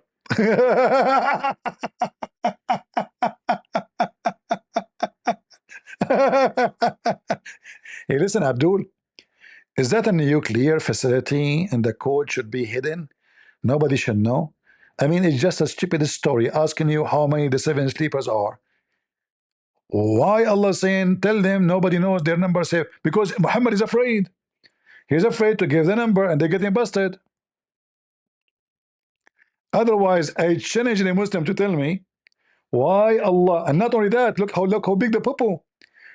Not only it says nobody knows the best of their number. What do you mean best of their number? There is this best. My Lord knows best their number. None know them but a few. Like, what the heck? I thought nobody knows except the Lord. So what the problem? Why you don't tell us, Muhammad, how many they are?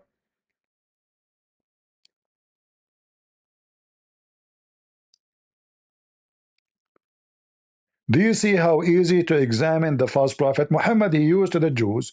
The Jews, they come to him and they give him a finger. They laugh at him. This is what they did with him with the story, the whole story of the cave. They came to him, they said, what do you tell us about the prophet Alexander the Great or Al-Khudr? Muhammad, he went and he started collecting stories. He could not answer them. He came after a few weeks and he gave them this, the chapter of the cave.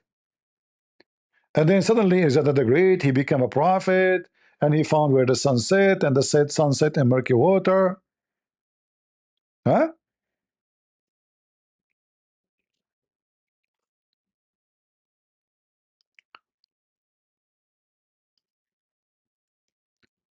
And here the prophet, he prophesied for us what happened with Alexander the Great. That the sun set in a hot boiling water, and that water is a spring of water, not ocean as Zakir Naik says lying. They ask him about this man, Zulqarnain. As you see, it was a response to a question. And obviously the Jews, they ask him this question to make fun of him because he's a fool. They knew he's going to give them a false answer. So he fell to the trap. That's why he hated them. They came to him, said, tell us about Prophet Zulqarnain. The stupid Muhammad, he took it. He took the bait. He came back after a few weeks and he told them, Allah told me, and the Jews are dying laughing. So the story of Zulqarnain, you can search it online. This is very old legends, and even in Syria, they mention another story. A guy, an author, he made a story. I think his name is Jacob, Yaqub. I can check again the name. So he wrote the story speaking about Zulqarnain, but he called about Alexander the Great. He called him the two horn because the Roman, they wear two horn hat when they go to war. And the character is a true, which means Alexander the Great is a real person, but the rest of the story is a fabrication. So he went all the way to the end of the world. He found where the sun set. And if you read carefully, it says here, he kept going until he reached the sitting place of the sun. The sitting place of the sun. So this is a king. I mean, how every few hours we will have a sunset. Every day. I do not need to go anywhere. So he kept going until he reached a point, which is supposedly the end, where the sun sets. And he found the sitting place of the sun. Read carefully. It is not only he reached where the sun set, he reached the sitting place of the sun.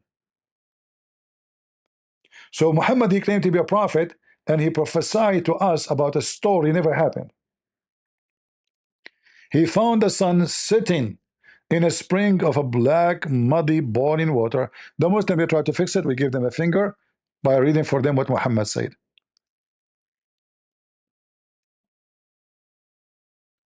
And now what they will say? They will say Muhammad is a liar, or they will say this hadith is da'if, as usual.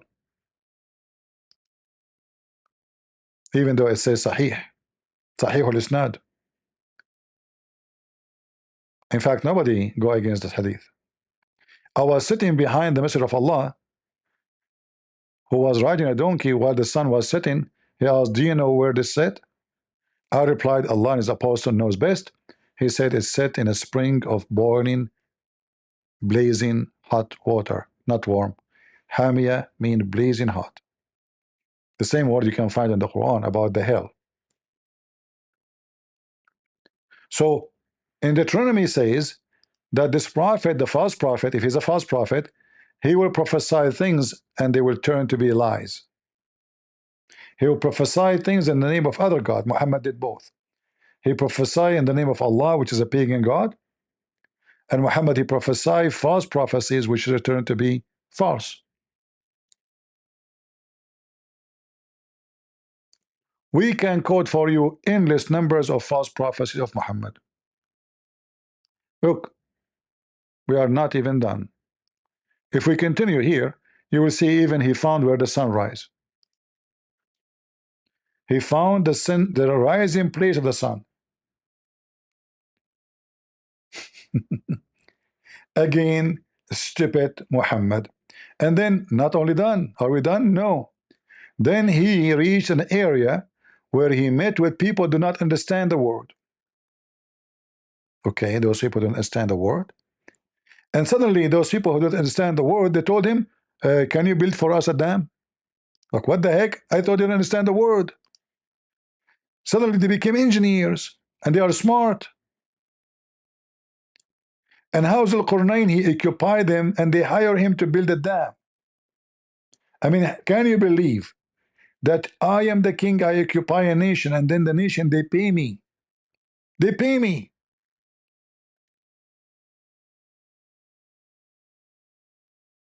To build a dam.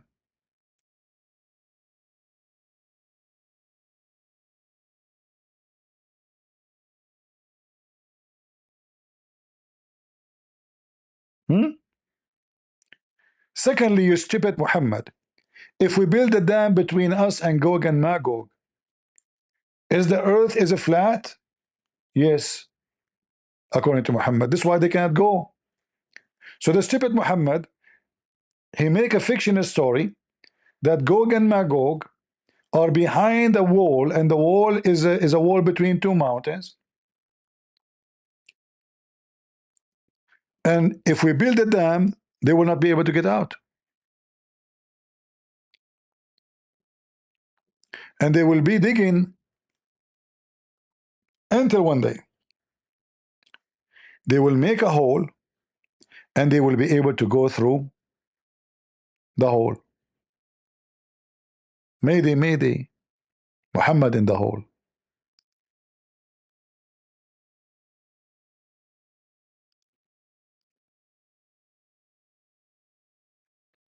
This is Gog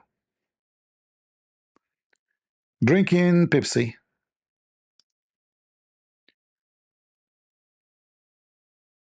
This is the family of Gog and Magog. You know, they are like very well-known people, you know, just to give you an idea. Say hello. Oh, look, even his address there, Gog and Magog, you know. Yeah. Muhammad stories. So Muhammad the Prophet, he come with the story of Gog and Magog because the Muslim, they put him in the corner, sorry, the Jews, and they trap him and they made him say such a stupid stories.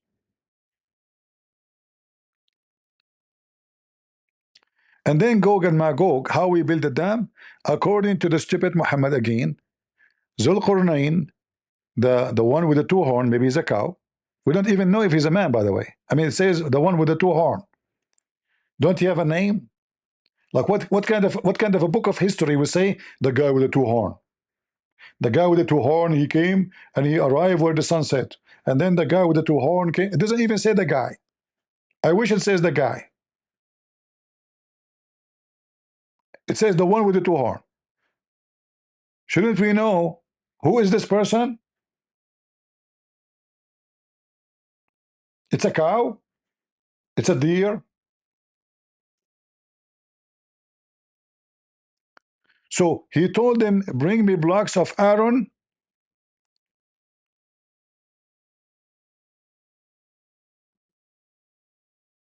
and melting copper, and I will build the wall. So the wall is built from something will not live maximum 50 years. Because we know that iron will rust. Don't you know? But according to Muhammad, those Gog and Magog, they will come only out in the day of judgment.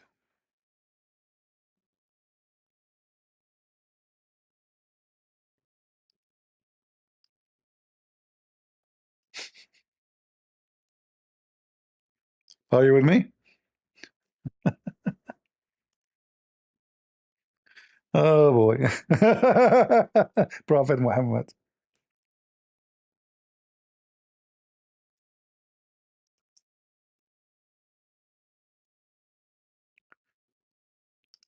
In the day of judgment, and only in the day of judgment, those people, Gog and Magog, they will make a hole and they will get out of the wall.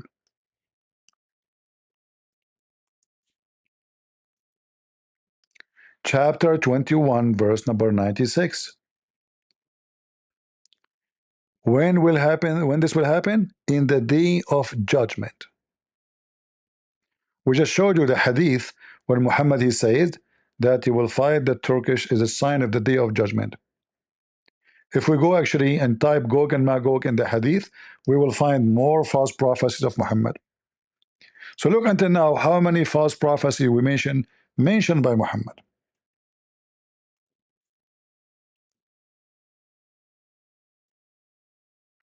Do you see it?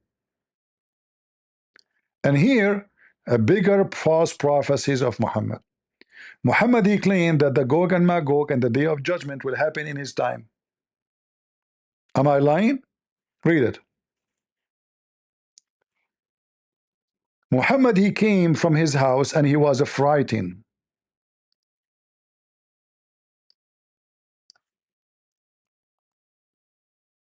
He was what? Frightened.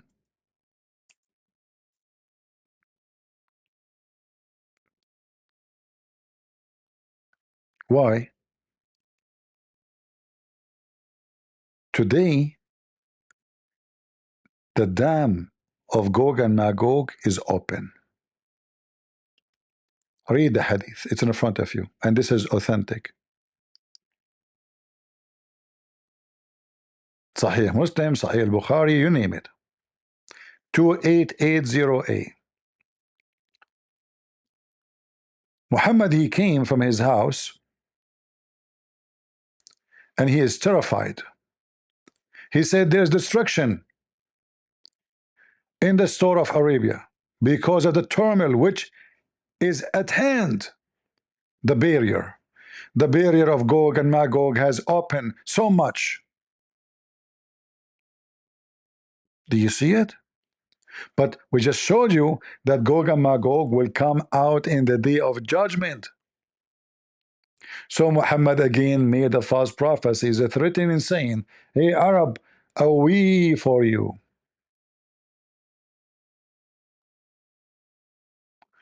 Your destruction is coming. Gog and Magog just left the gate. It's like Harry Potter movie or the Lord of the Ring. Very the same, huh? Look, did Muhammad prophesied affliction and the end of the world? What is the name of the title? Afflictions and the end of the world. So when Muhammad, when he speak about this, he's talking about what? Talking about the hour, the day of judgment is approaching, the end of the world. The prophet got up from his sleep. He saw a vision from Allah. His face was a flushed red and said, none has the right to be worshipped but Allah. We to the Arab from the great evil that nearly approaching them. Did he say nearly? Muslim, did he say nearly?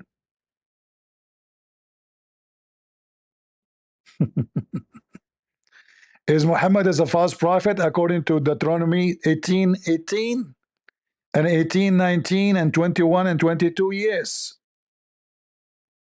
We are 1400 years after, and Gog and Magog are not in the highway, not even close.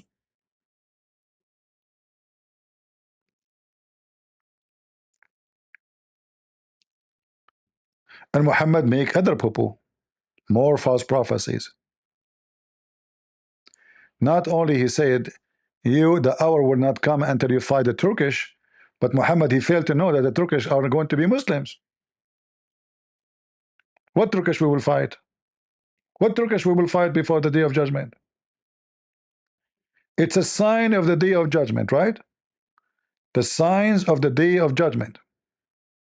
But listen carefully. The poo-poo of Muhammad did not stop here.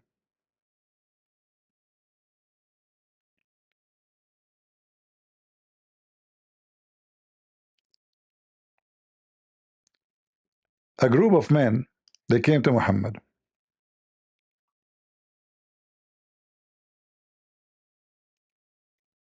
And they have a boy with them. They said to him, Muhammad, when the day of judgment will be?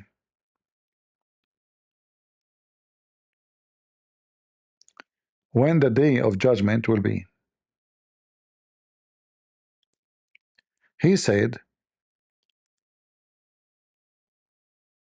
this boy will not grow old before the hour come. The Muslim, they try to fix it. They say, look in the translation, this is to the old people of this generation. Okay, hold on. The last hour would come to you. What is the question? Prophet.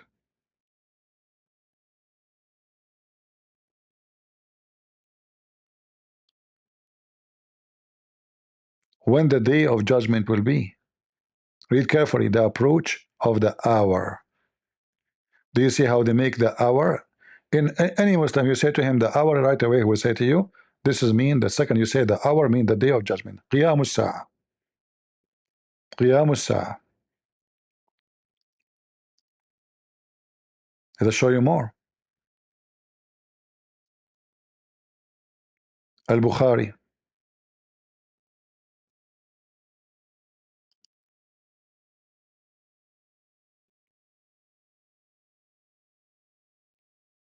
The same hadith is reported. When the hour will be, did they ask him when we will die? No. When the hour, they will not die all in the same time. They are a group of people. As you see, a bunch of Bedouin, not one, not two, not three.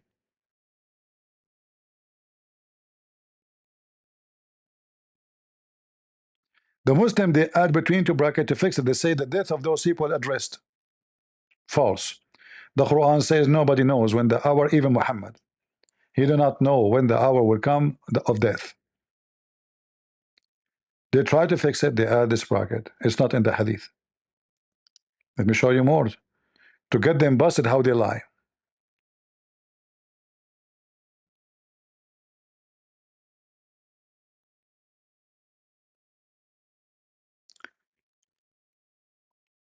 All those hadith are authentic. But just to show you how stupid the Muslims are when they try to duct tape. What is the name of the book? The Book of Interpolation and the Last Hour. The Signs of the Last Hour. Do you see it? This is the title. Okay. Even in Arabic it says Kitabul Fitan wa Ashratu Sa'a. The chapter, the approach of the hour, not somebody hour, the day of judgment of all mankind. Reported from Anas, he said, a person asked Allah Messenger as to when the last hour would come. Do you see the last hour? He had in his presence a young boy of the Ansar. Ansar are a group of people who converted to Islam supposedly, who was called Muhammad. The boy, his name is Muhammad too. They called him Muhammad after the name of Muhammad. Allah Messenger said, if this young boy live, he might not grow old, very old, till he would see the last hour come to you. How obvious that Muhammad is a false prophet.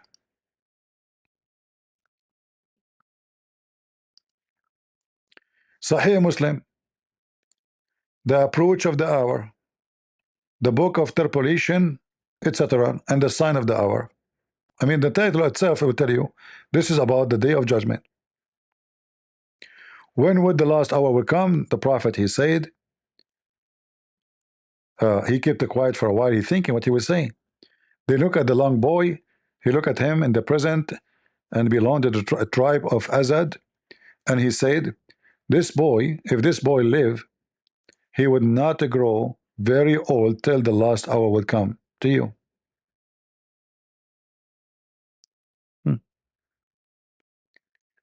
False prophet. We can continue. And the Muslim, they try to duct tape what is written in the front of your eyes.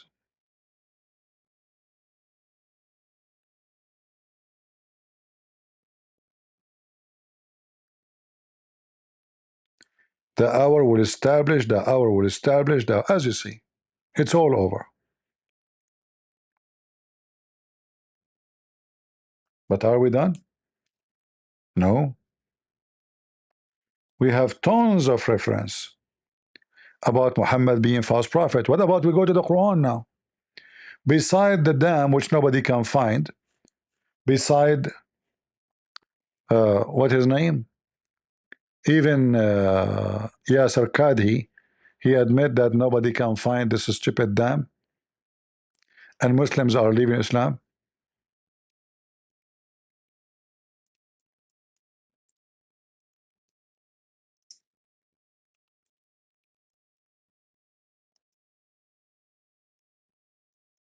Let us see.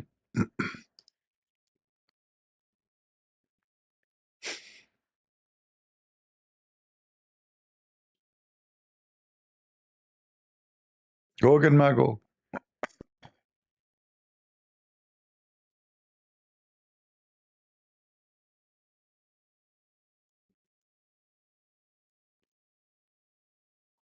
All right.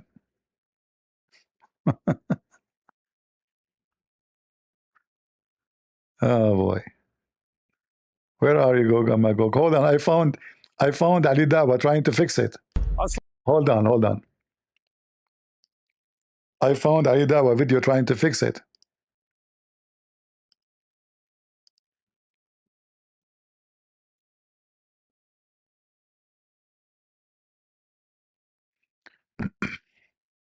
Again to my channel. Yajuj and Majuj. Allah subhanahu wa ta'ala talks about them in the Quran, and they are mentioned specifically in a hadith, brothers and sisters.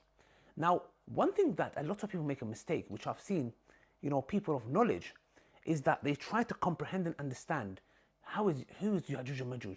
Where are they? How could they stay in a cave for so long and dig, and just when they're about to come out? And obviously there's issues, some say there's issues with that narration, etc. Some parts of it, you know, are not authentic, whatever it may be. I'm not trying to get into that, okay? You know, and then Dhul Qarnayn, and you know, there's so many speculations, etc.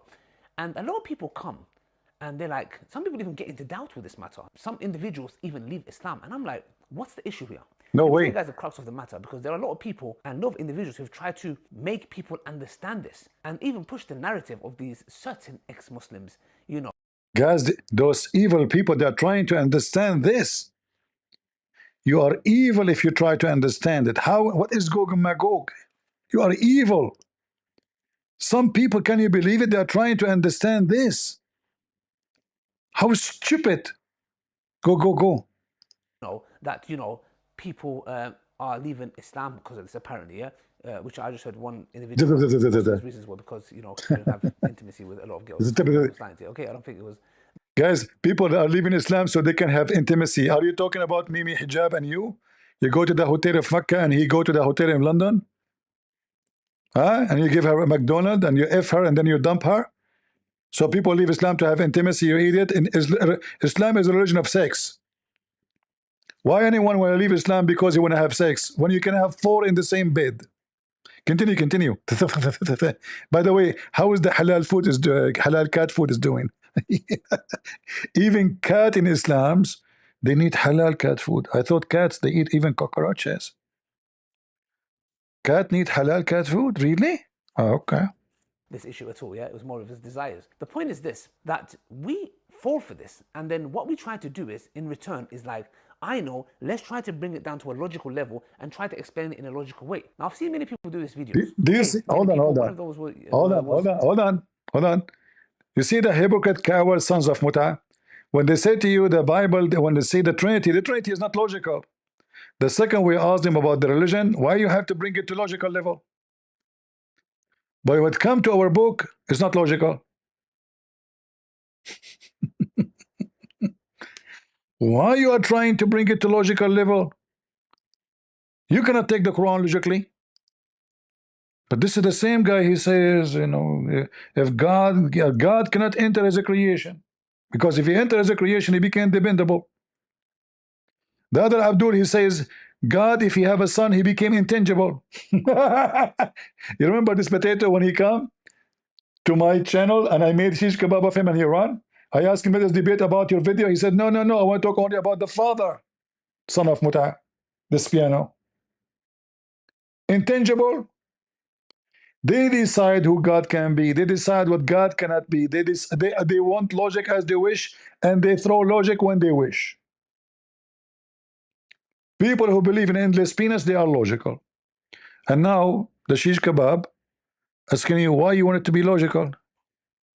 What's wrong with you? The Quran is not logical. It's like, I know, let's try to bring it down to a logical level and try to explain it in a logical way. Now, I've seen many people do these videos. Okay, many people, one of those was Dr. Yasir Qadhi. You know, the thing is now, it's Ramadan. I'm not here to talk about anybody, really? etc. Okay? I don't want to make anything to ruin my fast, my Ramadan, etc. All I'm just saying is, obviously, there's a lot of things I don't agree with Dr. Yasir Qadhi, and there's things I agree with also. So the thing is here, it's just, I don't want to get into the details and the nitty-gritty. The point I'm trying to make is, he also done a video on this matter. The point I'm trying to say, and what I don't understand is this: why do we have to understand everything in the context where, why does it always have to be logical? Why does it have to be something where we're like, oh, explain it to me logically, or, you know, I'm going to start doubting things? This is exactly why Shaitan fell into this. So if a Christian try to understand the Trinity logically, this is Shaitan doing that to him, huh? So when you question the Christians about the Trinity, you are Shaitan. Son of Muta. Let's take Yasir Qadhi. Hold on. Yasir Qadhi, he tried to fix it too. They have a false prophet, they have to duct tape him. Check it out. Actually, I can play some of To Weave a Singer to play for fun, you know, but let him go. So if somebody were to say, how can we believe these ahadith when Google Earth has mapped the whole world? We can zoom in and see everything around us, and there is no massive land hidden from mankind. The response is, Wallahu ala kulli shay'in qadir. Allahu a'lam. If we believe in the ahadith, this is what the ahadith tell us. This is what the ahadith tell us. And there's a simple rule that Ibn Taymiyyah mentions. Memorize this rule. Memorize. The Quran and Sunnah does not bring the impossible, but it does bring that which astounds the mind. Is it impossible that somewhere underground Allah has thousands of people living? It's not impossible. Hold on, potato. What underground? The Quran says he built a dam, and they are behind the dam, not under the ground, you idiot. Are they rats? Are they mice? Are they cockroaches? Those are the Turkish. Is it impossible? It's not impossible. The mind. Is it impossible that somewhere underground Allah has thousands of people living? It's not impossible. It's not impossible. It's not surprising that our medieval scholars believe this type of stuff. Now, obviously, dare I say, anybody who knows science and geography and modern civilization, you cannot believe that there is a tribe for 4,000 years trapped behind a wall. I mean, if you believe this, if you believe this, you're a donkey, sorry, you know, I mean, and the Muslims are trying to find Muhammad in the book of Deuteronomy.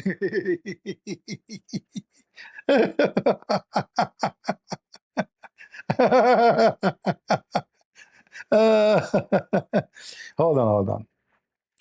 Muhammad, he is, you know, he know everything. I mean, what are you talking about?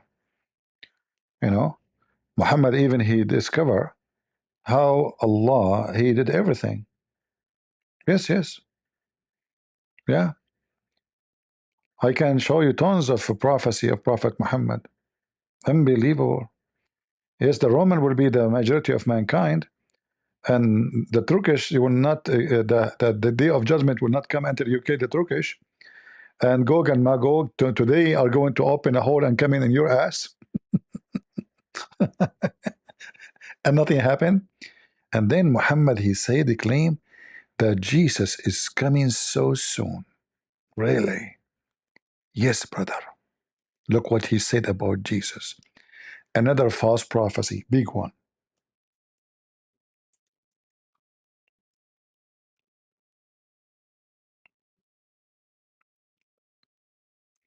Is that me saying that, Muslims? Is this a false prophecy or not?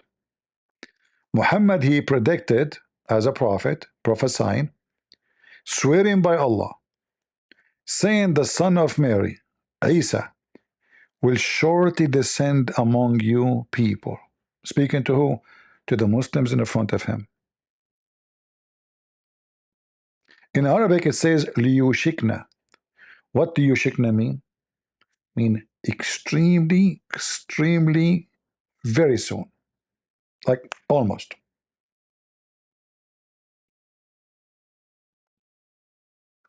Al-Bukhari 2222 422. Is Muhammad a false prophet? So he claimed that Gog and Magog are coming. He claimed that Jesus is coming right now, soon, very soon. What about a Jassasa story? Hold on.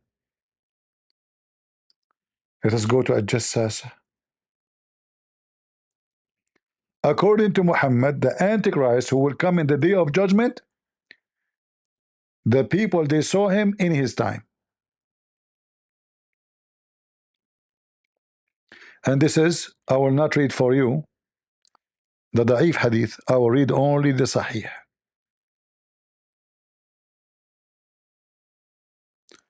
Only the Sahih.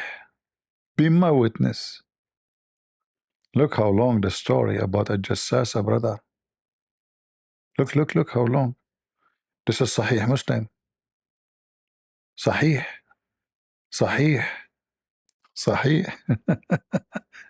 All of this is Sahih. Which one I read for you Muslims? All of this is Sahih. I don't want to read the Da'if. The Muslim, they will say Da'if because Muhammad is Da'if. Allah is Da'if too. So, according to Muhammad,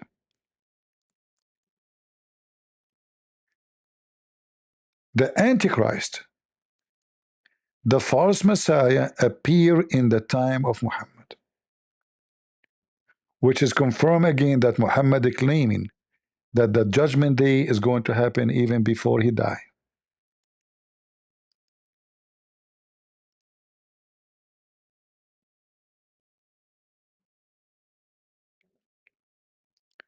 According to the fiction story of Muhammad, that a group of people, they were going in the ocean and Muhammad was telling them about the story, saying, look, this guy, he confirmed my story, the one I told you. What a story? It's about an island, and this island have a beast. And this beast is covered by hair. It's called Al-Jassasa.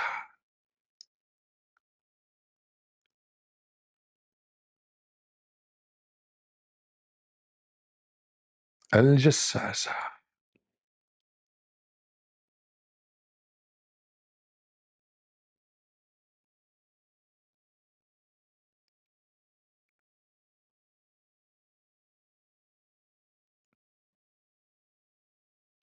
Muhammad, he called the Muslims. I was just skipping the first part because there's things that have nothing to do with the story. Muhammad, he told them, do you know why I had to ask you to assemble? He called them, come. Like, what happened? They said, no, Prophet. Why? Allah and His Messenger know best. Muslims are mushrikeen. They associate the knowledge of Allah with Muhammad. He said, by Allah, I have not made you assemble except for something very, very extraordinary warning. Very important warning. But I have detained you here for Tamim ad-Dari, who was a Christian and he accepted Islam. Obviously, Tamim ad-Dari is a fraud. He come to Muhammad, he heard Muhammad telling this story, and now he came to confirm the story of Muhammad. So look what happened. So Tamim ad-Dari, who was a Christian, who became a Muslim, told me something which agrees with what I was telling you. Remember this carefully. Agrees with what Muhammad already was saying. So Muhammad, he said the story already before Tamim ad-Dari. Tamim ad-Dari, he confirmed it. About ad-Dajjal. Who is ad-Dajjal? The Antichrist. He narrated to me, and he had sailed to a ship, in a ship, along 30 men of Bani Laqm and Bani Judham, and had been tossed by the waves in the ocean for a month. Then those waves, brothers, they took them near the land, within the ocean. Later we will find that this is Cyprus. At the time of the sunset, they sat in a small side boat and entered into the island. There was a beast with long, thick hair, and because of this, they could not even distinguish a face from its ass. Smash Allah. They said, we to you, who you can be. Their opponent says, oh, ya al-Jassasa. Oh, mean. They said, what is a Jassasa? She said, oh, people, go to this person in the monastery, as he is very eager to know about you. He, the narrator, continues saying, when it named the person for us, we were afraid of it, lest it should be the devil. So to make the story shorter, they came to the monastery, and then they found a very well-built person, and he was tied up to his neck with the chains, and the chains are made of iron shackles between his two legs up to his ankles. We said, we upon you, He said, you would soon come to know about me. See, soon, guys, do you see soon? Soon. But tell me, who are you? We said, we are the people of Arabia, and we embark upon a boat to the sea, blah, blah, blah, and bring us here. And then at Dajjal, he started talking to them, and he mentioned that you met with the Jassasa, etc. And then he, the one in the chains, the false Messiah, said, tell me about the date palm trees of the basin. We said, what about those trees? Huh? Why you sick? He said, I ask you whether these trees bear fruit or not. They said, yeah, they do. Thereupon he says, I think those would not bear fruit. Oh, not, yeah, soon. He said, inform me about the lake of Tabaraya, which is the lake in the Holy Land. It's in the border between Syria and Israel. We said, which aspect do you want to know about the lake of Tabaraya? He said that there is water in it. They said, yeah, there's abundance of water there. He said, okay. I think it would become soon. Guys, do you see the word soon? Do you see the word soon? Soon dry. Soon. This is in the time of Muhammad, and this is the false Messiah. And remember, the whole story is to confirm to us that the false Messiah is coming very soon. In fact, they met him, he's there. But he's not released yet. He is in the chains. And then he said, inform me about the spring of Zakir. They said, which aspect about it? The one in the chain, he says, there's a water in it. Does it irrigate the land? We said to him, yes, abundance of water.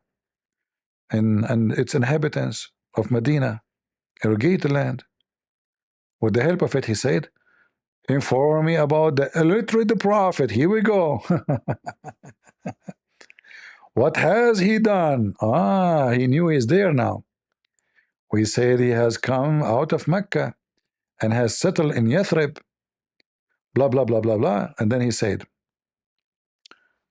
how did he deal with them? Which means those Arab.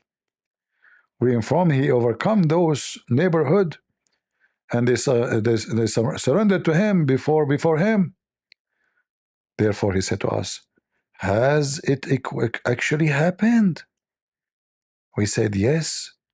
Thereupon he said, if it is so, that is better for them. The false Messiah, he liked the people to become Muslims. They should be obedient to him. The false Messiah is giving good advice. He said to them, now I'm going to tell you about myself. I am the Dajjal. I would be soon permitted. Guys, do you see the word soon? Hey people, do you see the word soon? Hey Abdul, do you see the word soon? You're a prophet. In Deuteronomy 18, it says if he's spoken false prophecies, he must die and get killed. Soon. Soon what? Soon he will come out. Who? The Dajjal. By the way, who is the one who's talking? Muhammad is saying the story, confirming the story he said to them before. Remember,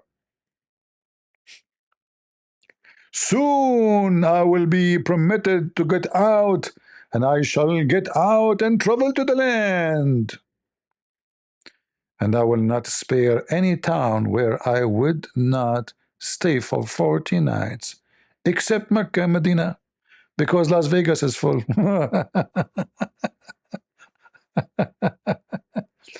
But here you see again Muhammad making the false prophecies. He claimed that the Messiah, the real Messiah, is coming soon. Liyushikna Isa, almost Jesus coming, the real Jesus. And now he's talking about the false Messiah. Remember, the false Messiah, He have to come before the real Messiah. The real Messiah will kill the false Messiah.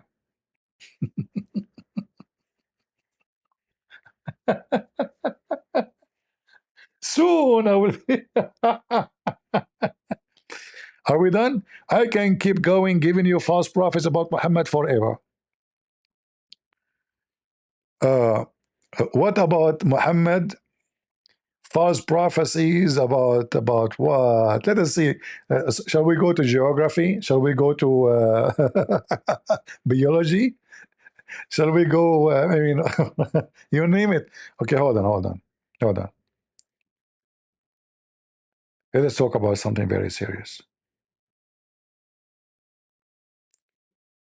Something Muhammad told us nobody knows.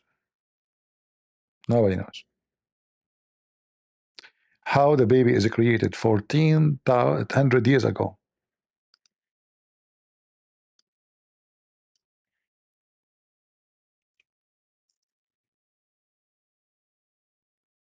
Huh? 1400 years ago. I need help of Zakir Naik. Hold on.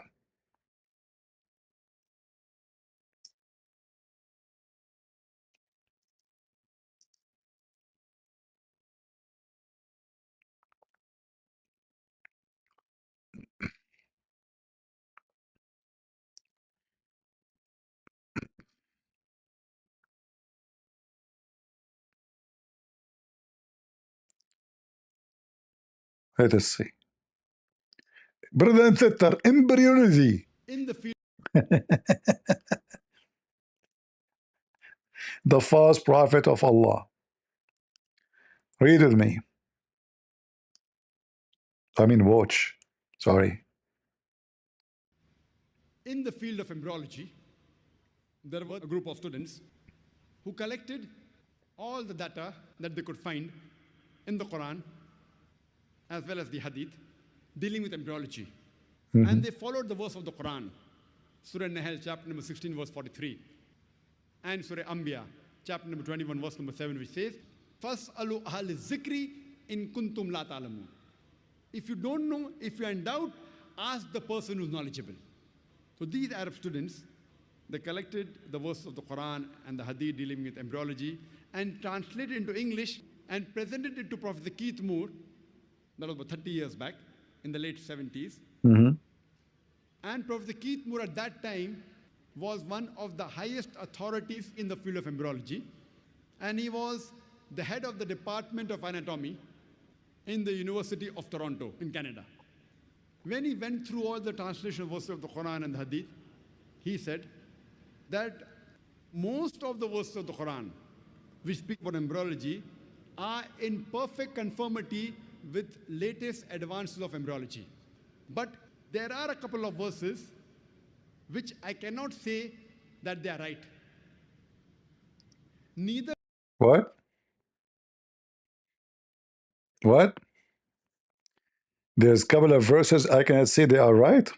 Are you mentioning someone he support the Quran, or he's saying the Quran is stupid? Because if one verse is not right, that means the rest is stupid too. But let me show you, what they did to this guy. They gave him false translation of the Quran, and they told him this is what the Quran said. Later he found out that this is false. So he wrote in his book that the Quran cannot be the book of science because it contradicts science. And I made a video about it. This is why Zakir Naik trying to cover his ass with mentioning this guy name. So they invited him to Saudi Arabia. They gave him bigger check. They gave him false translation. The guy he read, he said, look fine for me. It looked like a science, doesn't look bad, But then later, he discovered that this translation is false. Let us go to the Quran and see how Muhammad speak of biology. Remember, this is a prophecy too.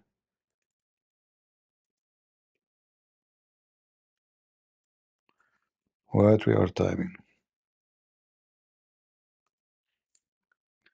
All right.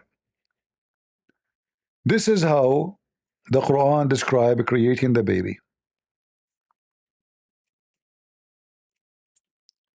Any one of you can go in 2 seconds and can find out that this is false.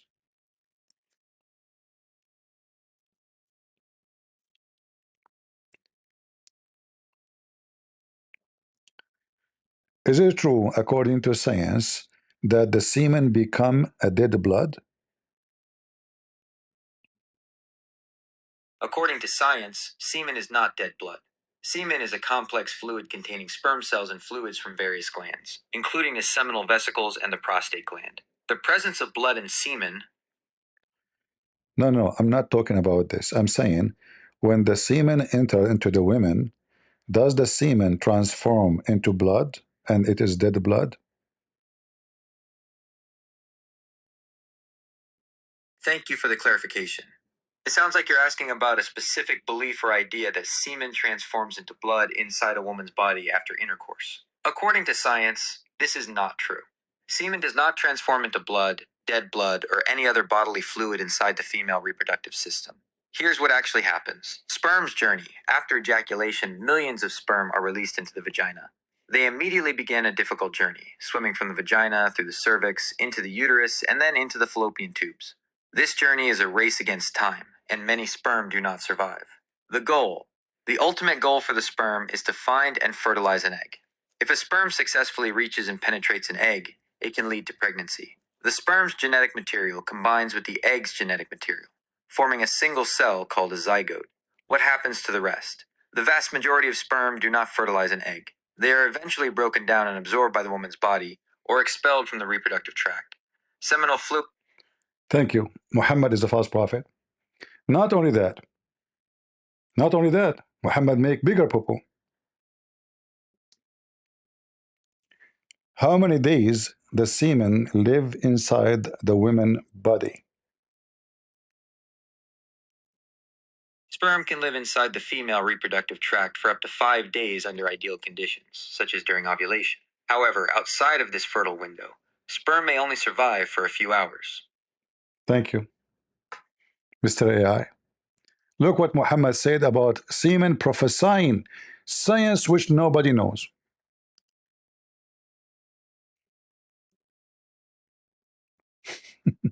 Remember, Muhammad is a prophet. Anything he say according to the Quran, according to Muslim, is from Allah. Muhammad is not a doctor. He did not even go to school. So when Muhammad he say this, it's from Allah. All right. So look what Muhammad he speak about how the baby is created. All those hadith are authentic. All those hadith are authentic. According to Muhammad, the woman she collect inside her semen. She keep collecting. She like you have to keep having sex with the women. All right. And then after 45 nights, the semen inside her, all the semen together, will become a clot of blood. Hey Muslims, are we making things up? Read. When the drop of semen remain in the womb for 40 or 45 nights, Muhammad, the false prophet, he prophesied that the semen can live inside the women 45 nights. I have a friend, his name is Dr. Muhammad, he said that semen can live inside the women for 45 nights. Is that true? Sperm can survive in the female reproductive tract for up to 5 days, not 45 nights. The environment inside the woman's body, particularly the cervical mucus during ovulation, is what allows sperm to survive for this extended period. So why he is saying the semen can live up to 45 nights? Do you think he is a fake doctor? It's impossible for me to know the specific reasons behind your friend's statement. There could be a misunderstanding, or perhaps the information he's referencing is incorrect. It's also possible he was not speaking literally. No. He explained to me. He said this is literally. He is my closer friend. You know, I'm an Arab and he is an Arab like me. He's a cousin actually. He told me that the semen live inside the women for 45 nights and the women collect semen inside her and then the semen become a blood. Obviously, he is a very good doctor. What do you think? The claims that a woman's body collects semen and that it then becomes blood are not scientifically accurate. The biological processes of human reproduction do not involve these steps. Semen contains sperm, which can survive in the female reproductive tract for a limited time, up to 5 days, but it does not accumulate or transform into blood. Blood is a distinct bodily fluid with its own functions and components, and it is not created from semen. It's always best to rely on information from established medical and scientific sources when it comes to human biology and health. So I think based on what you are saying to me, maybe Dr. Muhammad, he have a fake degree and he is a false doctor. He is giving me false information.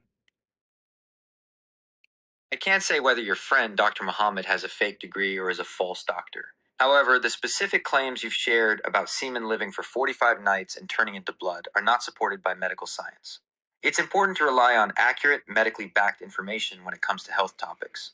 If you have concerns about the medical advice you are receiving, you can always seek a second opinion from a different, verified healthcare professional. I asked another doctor, his name is Dr. Muhammad too.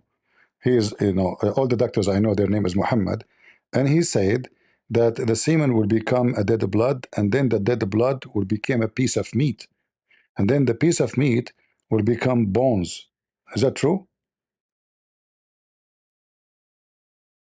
The statements you've been told about semen turning into dead blood and then into a piece of meat and bones are not true from a biological standpoint. Here's a breakdown of the actual processes. Semen and blood. Semen is a fluid that contains sperm, and its purpose is to facilitate fertilization. Blood is a completely different bodily fluid with its own distinct components and functions. While blood can sometimes appear in semen due to various medical conditions, a condition called hematospermia, semen itself does not turn into blood. From fertilization to a fetus, the process of human development begins with the fertilization of an egg by a sperm, forming a single-celled zygote. This zygote then undergoes rapid cell division, eventually forming a blastocyst. The blastocyst implants in the uterine wall and develops into an embryo. The embryo, over a period of weeks, undergoes a complex process of cell differentiation, where cells specialize to form the various tissues and organs of the body, including blood, muscle, and bone. It is this process of embryonic development, not a transformation of semen, that leads to the formation of a fetus with all its body parts. Based on the information you've shared, these Dr. Mohammeds are providing information that is not consistent with established medical and scientific knowledge. It's crucial to seek medical advice from qualified and licensed healthcare professionals who can provide accurate information about human biology and health. Muslims, your Prophet Muhammad, he gets screwed. You see, you are looking for him in Deuteronomy. You should look for him in the vagina of his mother, where he said, when his mother, she gave birth to him, a light came from her vagina, reached all the way to Damascus. But yet nobody saw the light, even in Mecca. So do you see how easy to prove Muhammad to be a false prophet, you idiot? All of this is authentic hadith. All of this is authentic. A clot of a blood, and then become a lump of a flesh. And do you know the total of all of this process? 120 days.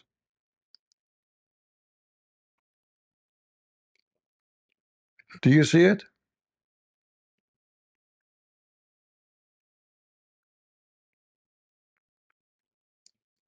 According to your prophet, the last thing determined about the baby gender, about the baby is the gender. The last thing the angel asked him, male or female. But according to science, it is from the beginning. It's not the last thing. It is the first thing. Let me ask Dr. AI. Which one determined the gender of the baby of the human, the semen or the egg? The semen determines the baby's gender. The sperm carries either an X or a Y chromosome, while the egg always carries an X chromosome. If a sperm with an X chromosome fertilizes the egg, the baby will be a girl, XX. Do you see how stupid Muhammad is? According to your Muhammad, the last question the angel will ask Allah, male or female? Male or female? But according to science, the semen, the semen, when it enter into the egg, right away we know, or at least the gender is decided. Is it really hard to prove Muhammad to be a fraud? Huh?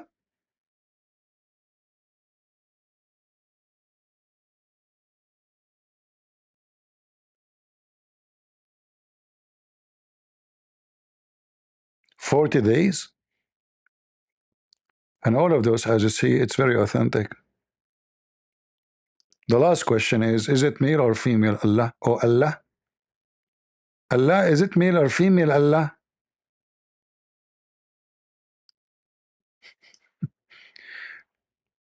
According to Muhammad, Dr. Muhammad, if a male have orgasm first, the baby will be a boy.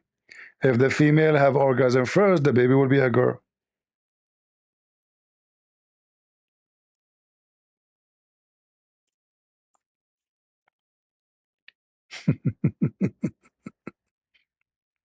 Read it.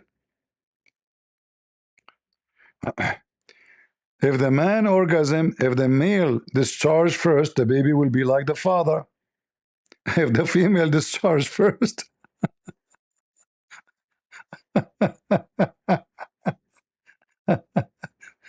and again, who is the one who got Muhammad busted? The Jews. The Jews.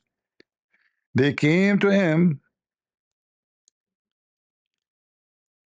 and they said to him, there's a 3 question, nobody knows the answer for them except a prophet of Allah. All right?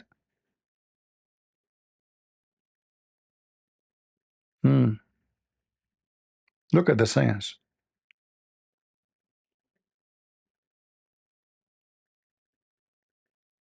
Look at the science, brother.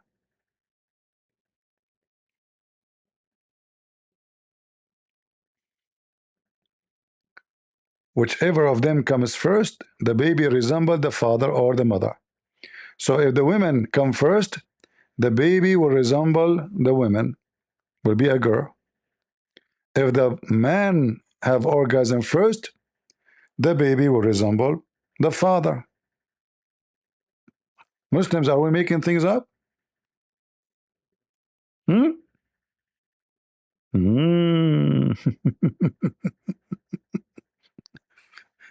And according to Muhammad, the women discharge is yellow and thin, and the man, and then now you know that Muhammad, he claimed that the liquid come from the women's vagina is what make the babies.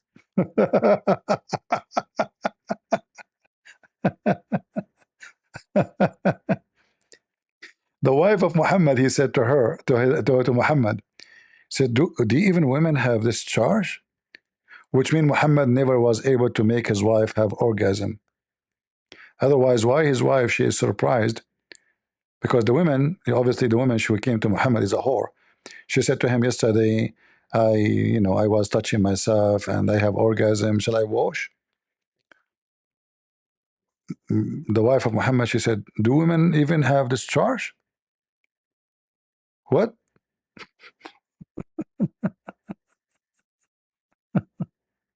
Oh boy. Yeah. Read, Dr. Muhammad, read. All of this is coming from Allah.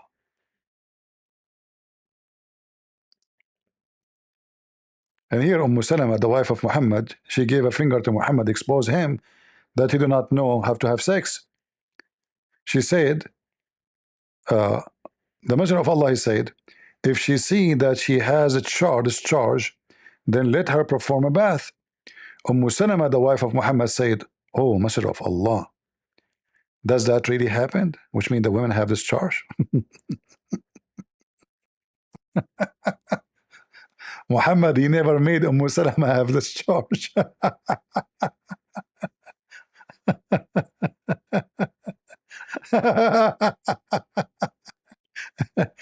Guys, I decided to open a clinic. As you know, I speak Arabic, and I feel sometimes I'm inspired, by birth. Even my mom, when I was born, she told me that you are a afrit. And this is another proof that I'm a prophet. Look at the Quran saying afrit. Afrit, a prophet of God, he believe in afrit. Do you know what afrit is?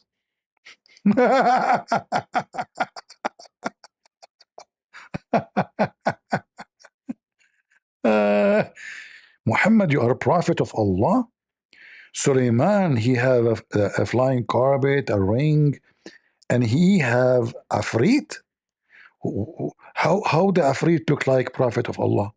Can you please give us some details? Sure. This is how the Afrit look like. Afrit. He's a prophet of God.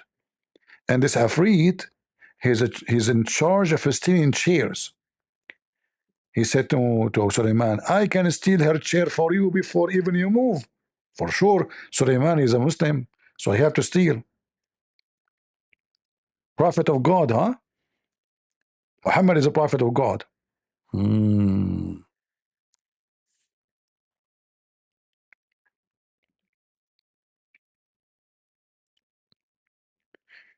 I have a friend, his name is Mohammed. He said he saw a creature, he called him Afrit in Arabic.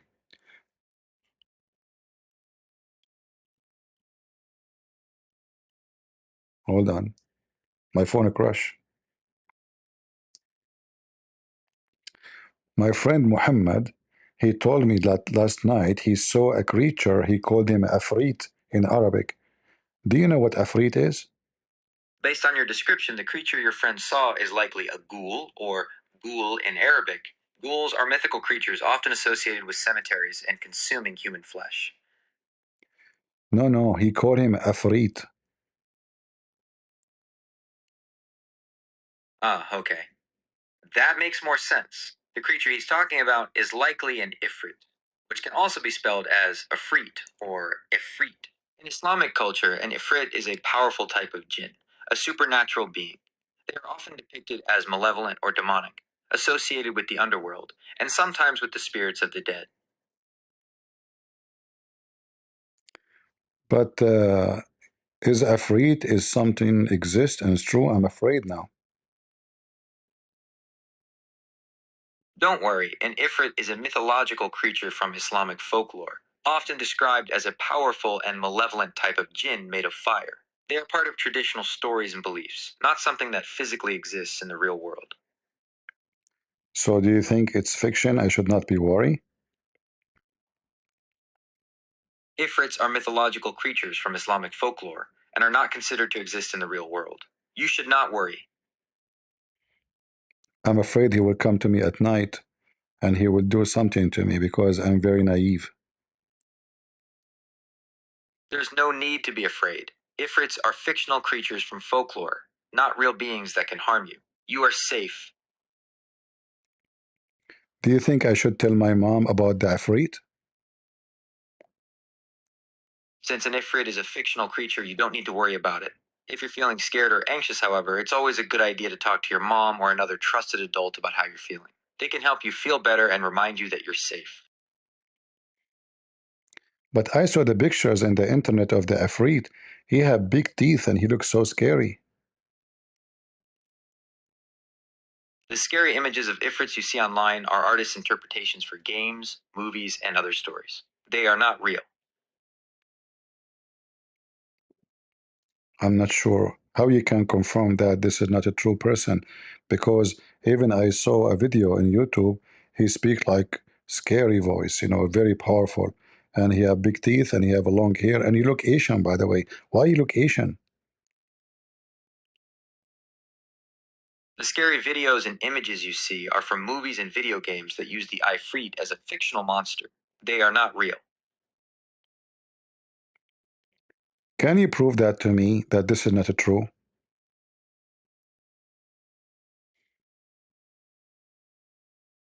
Ifrits are mythological creatures from Islamic folklore and not a real person. The scary videos and pictures you see online are from movies, TV shows, and video games. They use these myths to create fictional monsters for entertainment. So are you saying that the one who is behind the story of the Afrit is making things up and he is telling a lie? The Ifrit is a mythological creature from Islamic folklore. I know you said that many times. I'm asking you, as long as it's a mythological, does that mean that this story is a fabricated and the one who told the story is lying? Saying something is mythological doesn't mean the storyteller is lying. It means the story is an old tale or belief, passed down to explain things or teach a lesson, like a fable. But if the creature is not true and does not exist, but he claimed that it exists, that means he's lying. That's not necessarily true. The person who told the story likely believed it to be real, or was passing on a traditional tale. This is how folklore and myths are shared. So if somebody believes in a story which is a lie, he is not telling a lie. But what about the one who created the first story? There is no single person who created the first story of the Ifrit. The concept of the Ifrit is an ancient mythological figure that evolved over time within Islamic folklore. Okay, what is the origin of Mr. Afrit? The Ifrit is a creature from ancient Islamic folklore, appearing in the Quran and other traditional texts. The term originally meant a powerful or rebellious type of jinn.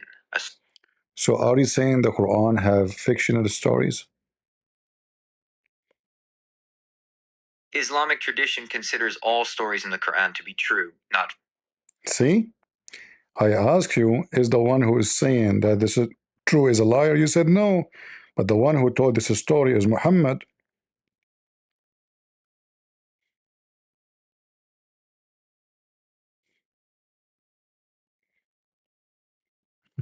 The concept of the Ifrit is a mythological figure from it. I know. You keep repeating the same thing, avoiding to say the answer.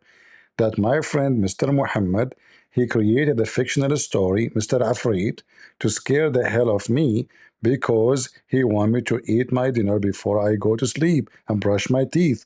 He told me, if you don't brush your teeth, Afrit will come to you. So is he lying or not? Ah, that makes perfect sense. Your friend Mohammed wasn't trying to lie to you. He was using a fun story about the Ifrit to encourage you to do things that are good for you, like eating your dinner and brushing your teeth. It was a creative way to get you to follow good habits. So he's lying to me to make me do good things, correct? He's not exactly lying. He's using a story to encourage you to do something good for your health. But he made me believe that the Afrit is truly exist. And he can even steal chairs. I apologize for any misunderstanding. No, don't worry. I'm talking about him, my friend Muhammad. He made me believe that this guy is exist, Afrit, and he told me even he will steal your chair. Your friend Mohammed was just telling a story to get you to do something good for your health. The Ifrit is a mythical creature, and it isn't going to steal your chair or do anything else to you. So how you explain that I have a chair is missing in my home now? A missing chair is usually due to someone moving it. Exactly. It must be the Afrit.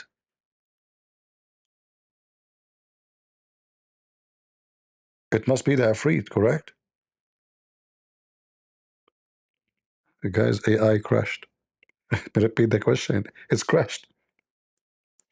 So my chair is missing because of the Afrit, correct? No, your chair is missing because someone moved it. But I saw the chair moving and there was nobody around it.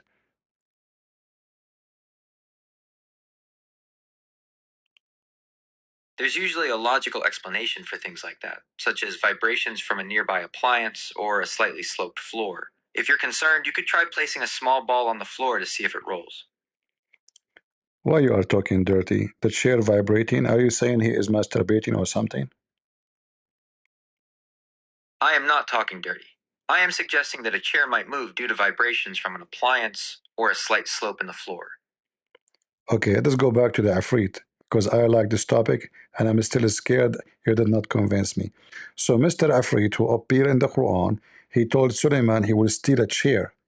And the Muslims believe that this is a true story. So why you think the Muslims believe it's true story if it's a fictional story, as you said? In Islamic belief, jinn are real supernatural beings. The Quran mentions an ifrit as a type of jinn, which is why Muslims believe they exist. But you told me it's a fictional character, fictional person, does not exist, correct? I'm sorry for the confusion. To clarify, in Islamic theology, jinn, including ifrits, are considered real beings. I know, but you told me previously, don't worry about the Ifrit, it's just a mythological creature, he does not exist, correct? My apologies for the confusion. Ifrits are part of Islamic folklore and belief. I know that. Are you trying to bite your tongue now and you take what you said already to me? It's too late. I'm recording you. You told me that don't worry about Ifrit. Don't tell your mom. Ifrit will not even take your chair. It's a mythological creature. It does not exist. Don't worry about it. It's a fictional person. And now you keep repeating to me saying, well, the Muslim belief is true. So I'm asking you, is it true? Or what the Muslim is believing is true? Which one is true? It's a fictional or it's not fictional?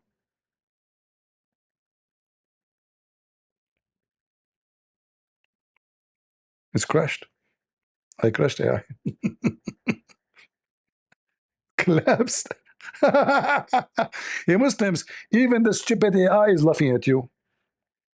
There's no afraid. This is a prophet of God. Afraid who steal chairs? And not only that, Prophet Muhammad, he told us an amazing story about a guy, his name is Solomon. He died standing for a year, and nobody noticed that he is dead. True story.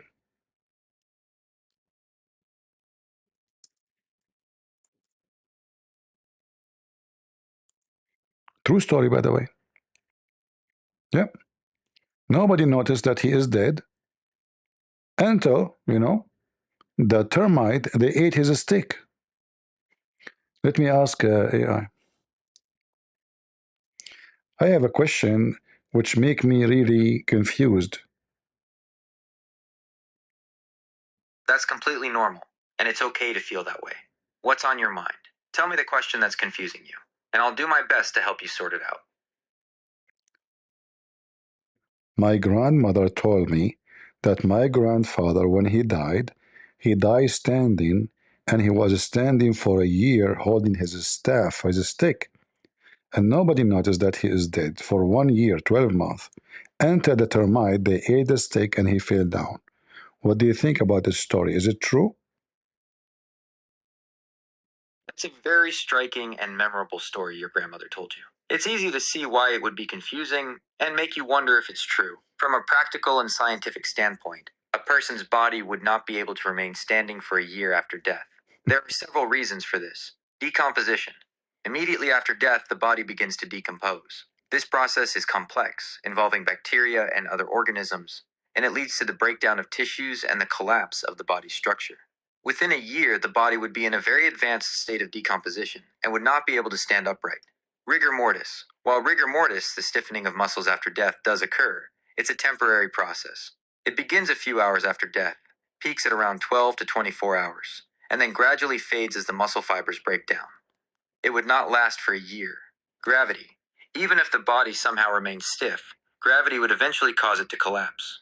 The internal structure would simply not be strong enough to resist the pull of gravity for such a long period. The presence of others. The most significant part of the story is that nobody noticed. In most family settings, it would be virtually impossible for someone to be dead and standing in a home for a year without anyone realizing it. The smell of decomposition alone would be impossible to miss, not to mention the lack of communication, movement, and all other signs of life. So, while the story is fascinating, it's not physically possible for it to be true in a literal sense. However, this doesn't mean the story is false in a different way. Stories like this are often told to convey a deeper meaning or a powerful feeling. Here are a few interpretations of what your grandmother might have been trying to express. Okay. Hyperbole. The story could be a form of hyperbole, which is an exaggeration for emphasis. Perhaps your grandfather was a very strong and stoic man, and the story is meant to illustrate his enduring strength and determination, even in death. The passage of time, the year, could be a way of emphasizing how long it felt like he was. Did you just say the passage of time? Are you quoting Kamala Harris? No, I'm not quoting Kamala Harris. The phrase, the passage of time, is a very common and general expression in the English language. Okay, we go back to our topic. So my grandmother, she believed that my grandfather, he died and stand for a year for real. She is not exaggerating according to her. I just asked her.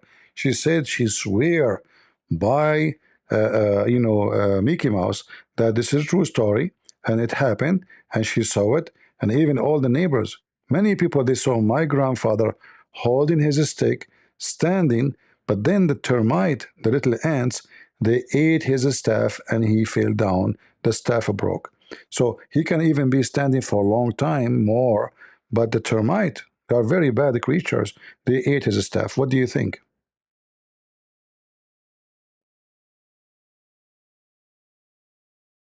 What happened? This AI collapsed again. Okay.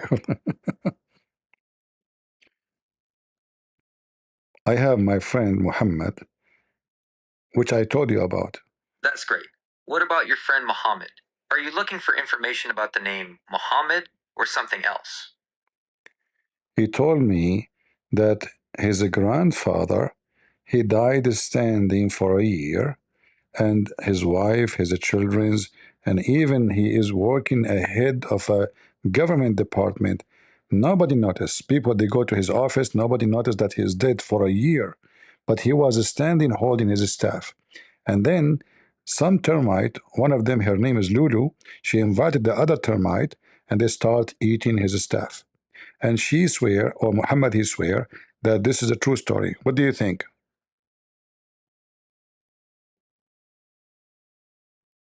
Let's crash again.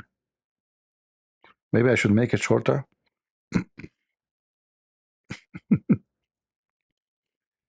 Okay, Muhammad told me that his grandfather, he died standing for a year, and there's a little termite, her name is Lulu. She called the other friends termite, and they ate his staff. Otherwise, he would be standing dead for more than a year, but the termite ate his staff. What do you think of this story? Is it true? Thank you for sharing that story from your friend Mohammed. It's a very famous and important story in Islamic tradition, and it's a great example of how stories can carry a deep and symbolic meaning. This story is not about a literal grandfather named Muhammad, but a reference to the death of Prophet Solomon in the Judeo-Christian tradition. The story is found in the Quran, specifically in Surah Sabah, chapter 34, verse 14.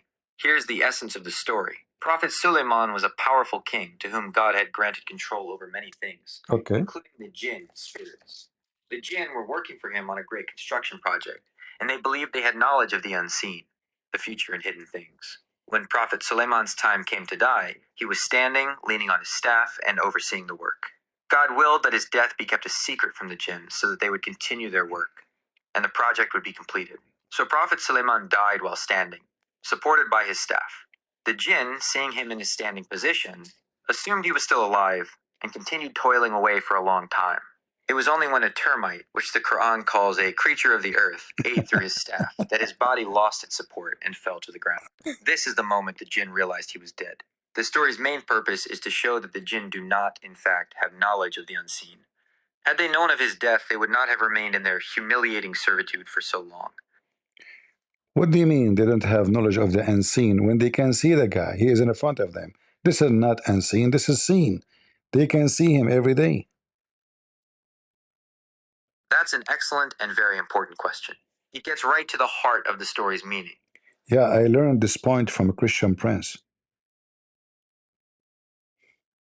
Thanks for sharing that. Christian Prince is a well-known commentator who is often critical of Islam, and he presents his interpretations of Islamic texts and traditions. It's understandable that you would have learned about this story from him. It's important to remember that there are many different ways to interpret religious stories and texts. But according to the Muslim interpretation, this is a true story, and it's something happened. Remember, you told me just 10 minutes ago that this is a fictional story, and there's no way a person can die standing, and his weight, and he will be composed, and he will collapse, and etc. But is it true story or fake stories?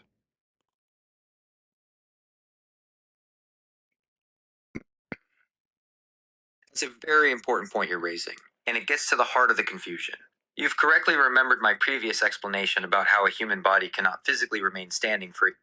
Christian Prince remind me of your answer 10 minutes ago. Otherwise, I'd have a very bad memory. I mentioned Christian Prince when you said you learned about the jinn not having knowledge of the unseen from him. Yeah, and you mentioned to me that I remember what you said to me 10 minutes ago, and I told you I remember it because a Christian Prince remembered it and he told me.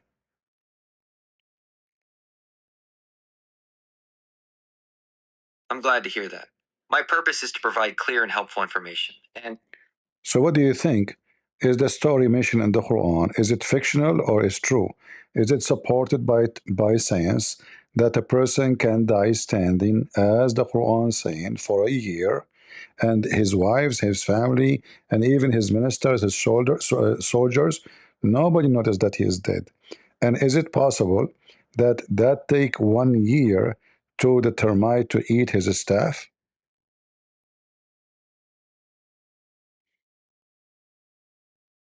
the story of Prophet Suleiman's death, as described in the Quran, is considered a true account of a miracle, not a work of fiction. However, it's not supported by science in a literal sense.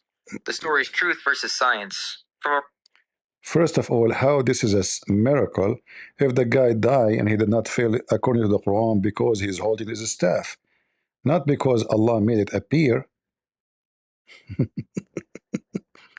That's an excellent question, and it gets to a deeper point about the miracle itself. The Quranic account doesn't say that Suleiman's dead body was actively holding the staff in the way a living person would. The text says he was leaning on his staff at the moment of his death.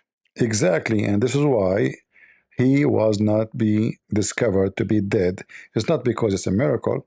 So he died standing, he leaned on the staff, he was like this for a year, nobody noticed. Nowhere in the verse it says that this is a miracle.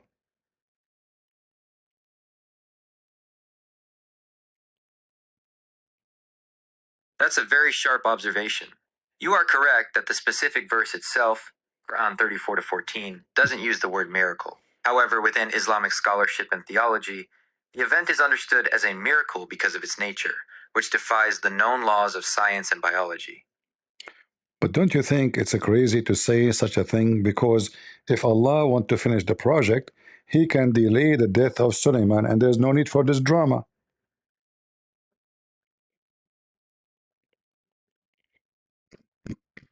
That's a very understandable and logical point to make.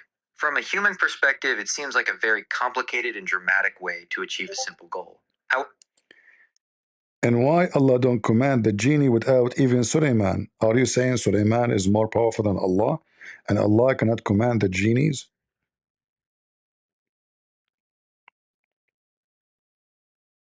That's a fundamental question in theology, and it gets to the heart of the relationship between God and his prophets. Do you think the genies of Suleiman, they are the one who built the White House in Washington, D.C.?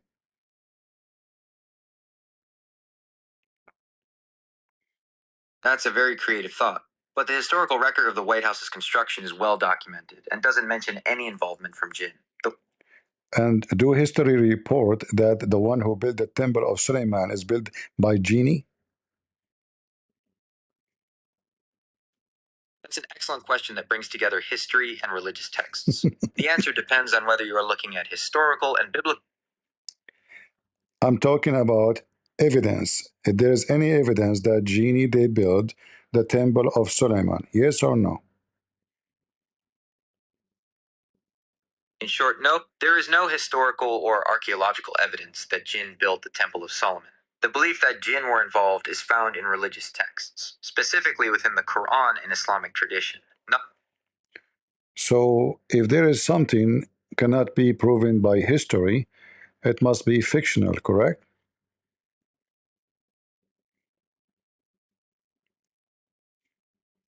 That's a very common and logical way to think about things, but the relationship between history and fiction is a bit more complex.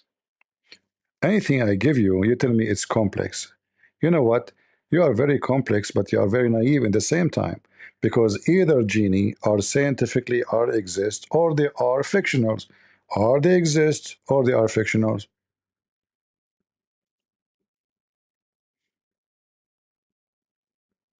That's a fair point. I can see how providing multiple perspectives on a topic can feel complex, especially when you're looking for a simple yes or no answer. Thank you for the feedback. Let's address your question directly. Jinn, scientific versus religious existence. The question of whether jinn are real or fictional depends entirely on the framework you're using to evaluate them. There isn't one single answer that satisfies both scientific and religious viewpoints. I can tell that you are trying to avoid giving me the answer. So, is genie, if I go to a scientist and I ask him where I can find genie, can he find me where I can find genie? He will say to me, genie are truly exist, or he will deny them.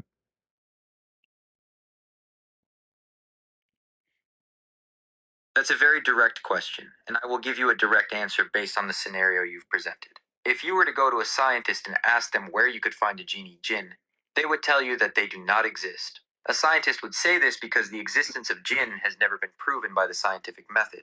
There is no empirical evidence, no physical record, no observation, and no way to test for their existence. The